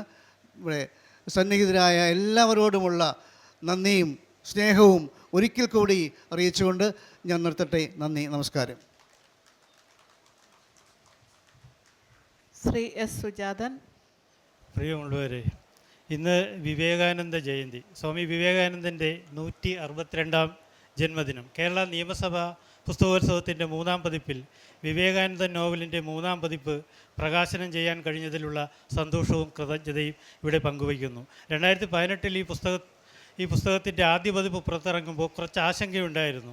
സ്വാമി വിവേകാനന്ദൻ്റെ ജീവിതം നോവൽ രൂപത്തിൽ അവതരിപ്പിക്കുമ്പോൾ അത് വിവേകാനന്ദൻ്റെ ആരാധകർ എങ്ങനെ സ്വീകരിക്കും എന്നുള്ള ഒരു ഉത്കണ്ഠയുണ്ടായിരുന്നു. എന്നാൽ തിരുവനന്തപുരം, തൃശ്ശൂർ, മൂവാറ്റുപുഴ തുടങ്ങിയ ആശ്രമങ്ങളിലെ മഠാധ്യക്ഷന്മാരും സന്യാസിമാരും, പ്രത്യേകിച്ച് തൃശ്ശൂരിലെ അധ്യക്ഷൻ സദ്ഭാവാനന്ദ സ്വാമി, തിരുവനന്തപുരത്തെ മോക്ഷവ്രതാനന്ദ സ്വാമി, അതുപോലെ ശ്രീ ശാരദാ മഠത്തിലെ സന്യാസിനിമാരും വിവേകാനന്ദത്തെ താല്പര്യത്തോടെ സ്വീകരിക്കുകയും അവിടുത്തെ വിവിധ പുസ്തകശാലകളിലേക്ക് നിരവധി കോപ്പികൾ വിൽപ്പനയ്ക്കായി വാങ്ങുകയും ചെയ്തു. ശാരദാ മഠത്തിൽ അന്ന് ആഗോള വൈസ് പ്രസിഡൻ്റായിരുന്ന പ്രവാചിക അജയ് പ്രാണ മാത ഓസ്ട്രേലിയയിൽ നിന്ന് മടങ്ങി വന്ന് വിശ്രമ ജീവിതത്തിലായിരുന്നു. അവർ ഈ പുസ്തകത്തിന് നല്ലൊരു അഭിപ്രായക്കുറിപ്പും എഴുതി നൽകി. ശാരദാ മഠത്തിലെ സ്ഥിരം സന്ദർശകയായ വിവേകാനന്ദ സാഹിത്യത്തിൽ ഡോക്ടറേറ്റ് നേടിയ വിമൻസ് കോളേജിലെ ഫിലോസഫി അധ്യാപിക അവരുടെ വിദ്യാർത്ഥിനികൾക്ക് തീസീസിന് വേണ്ടി ഈ പുസ്തകത്തിൻ്റെ കുറേ കോപ്പികൾ അവിടെ വെച്ച് വാങ്ങുകയുണ്ടായി. കൂടാതെ സ്കൂൾ ലൈബ്രറികൾക്കായി വിവേകാനന്ദത്തെ വിദ്യാഭ്യാസ വകുപ്പ് തിരഞ്ഞെടുക്കുകയുമുണ്ടായി. 2018 ആത്മായനങ്ങളുടെ കസാഖ് സാഹിത്യ പുരസ്കാരം ഈ പുസ്തകത്തിന് എറണാകുളത്ത് വെച്ച് ലഭിക്കുകയും ആ വർഷത്തെ മികച്ച 10 പുസ്തകങ്ങളിലൊന്നായി ആകാശവാണിയിൽ പ്രശസ്ത നിരൂപകൻ ശ്രീ MK ഹരികുമാർ അവതരിപ്പിക്കുകയും ചെയ്തു. അങ്ങനെ ആദ്യ പതിപ്പ് 1000 കോപ്പി വേഗം വിറ്റഴിഞ്ഞു. 2ാം പതിപ്പ് തൊട്ടടുത്ത വർഷം പുറത്തിറങ്ങിയപ്പോൾ ഇതിൻ്റെ തമിഴ് പരിഭാഷയ്ക്കായി തമിഴിലെ പ്രശസ്തനായ ഒരു എഴുത്തുകാരനെ ഫോണിലൂടെ ബന്ധപ്പെട്ടു. പുസ്തകം ആ എഴുത്തുകാരന് അയച്ചു കൊടുത്തു. അദ്ദേഹം 2 ആഴ്ച കഴിഞ്ഞ് ഫോൺ ചെയ്ത് അറിയിച്ചത് ഇങ്ങനെയാണ്: താൻ തമിഴ്നാട്ടിൽ നിന്ന് ദുബായിലേക്ക് മകളെ കാണാനുള്ള യാത്രക്കിടയിൽ വിമാനത്തിൽ വെച്ച് വിവേകാനന്ദം വായിച്ചു തീർത്തെന്നും അദ്ദേഹത്തിന് ഇഷ്ടപ്പെട്ടതിനാൽ ഈ പുസ്തകം തമിഴിലേക്ക് പരിഭാഷപ്പെടുത്താനായി പ്രശസ്ത എഴുത്തുകാരിയും കോളേജ് അധ്യാപികയുമായ ഡോക്ടർ പി വിമലയ്ക്ക് കൈമാറുകയാണെന്ന് പറഞ്ഞു. തമിഴിലേക്ക് വിവേകാനന്ദം അങ്ങനെ ഡോക്ടർ വിമല വിവർത്തനം ചെയ്തു. അവരുടെ ശ്രമഫലമായി ചെന്നൈയിലുള്ള കാവ്യ പബ്ലിക്കേഷൻസ് തമിഴ് പതിപ്പ് വിവേകാനന്ദം എന്ന പേരിൽ തന്നെ പ്രസിദ്ധീകരിച്ചു. കൂടുതൽ വിപുലവും വിശാലവുമായ ഒരു വിപണന സാധ്യത വിവേകാനന്ദം തമിഴ് പതിപ്പിന് കൈവന്നു. തമിഴ് വംശജരുള്ള സിംഗപ്പൂരിലെ 18 പബ്ലിക് ലൈബ്രറികളിൽ വിവേകാനന്ദത്തിന് അതുവഴി ഇടം ലഭിച്ചു. ഇപ്പോൾ 3-ാം പതിപ്പ് സദ്ഭാവന ട്രസ്റ്റ് പ്രസിദ്ധീകരിക്കുകയും ഈ വേദിയിൽ പ്രകാശനം ചെയ്യുകയും ചെയ്തതിലുള്ള സദ്ഭാവന ട്രസ്റ്റിനോടും പ്രത്യേകിച്ച് ട്രസ്റ്റിൻ്റെ ആദരണീയനായ ചെയർമാൻ ശ്രീ BS ബാലേന്ദ്രൻ സാറിനോട് എൻ്റെ നന്ദി അറിയിക്കുന്നു. ഈ പുസ്തകത്തിൻ്റെ chief editor doctor MR Thampan sir, publication officer Sindhu Suresh, അതുപോലെ സെക്രട്ടറി ജയ ശ്രീകുമാർ, പുസ്തകം പ്രകാശനം ചെയ്ത ഉഷ രാജാ വാര്യർ, പുസ്തകം സ്വീകരിച്ച ശ്രീമതി സജിത ജി നാഥ്, അതുപോലെ ഈ പുസ്തകത്തിൻ്റെ പിന്നിൽ പ്രവർത്തിച്ച ബിയോണ്ട് ശ്രീകുമാർ തുടങ്ങി ഈ സദസ്സിലുള്ള എല്ലാവർക്കും നന്ദി, നമസ്കാരം. എല്ലാവർക്കും നമസ്കാരം. ഇന്നിവിടെ പ്രസിദ്ധീകരിച്ച 5 പുസ്തകങ്ങളുടെ പ്രകാശന കർമ്മമാണ് ഇവിടെ നടന്നത്. ഈ പ്രകാശന കർമ്മത്തിൽ പങ്കെടുത്ത മുഴുവൻ ആദരണീയ വ്യക്തിത്വങ്ങൾക്കും എല്ലാ ബഹുമാനീയർക്കും സദ്ഭാവന ട്രസ്റ്റിൻ്റെ പേരിലുള്ള അധികമായ നന്ദി അറിയിക്കുന്നു. നന്ദി, നമസ്കാരം.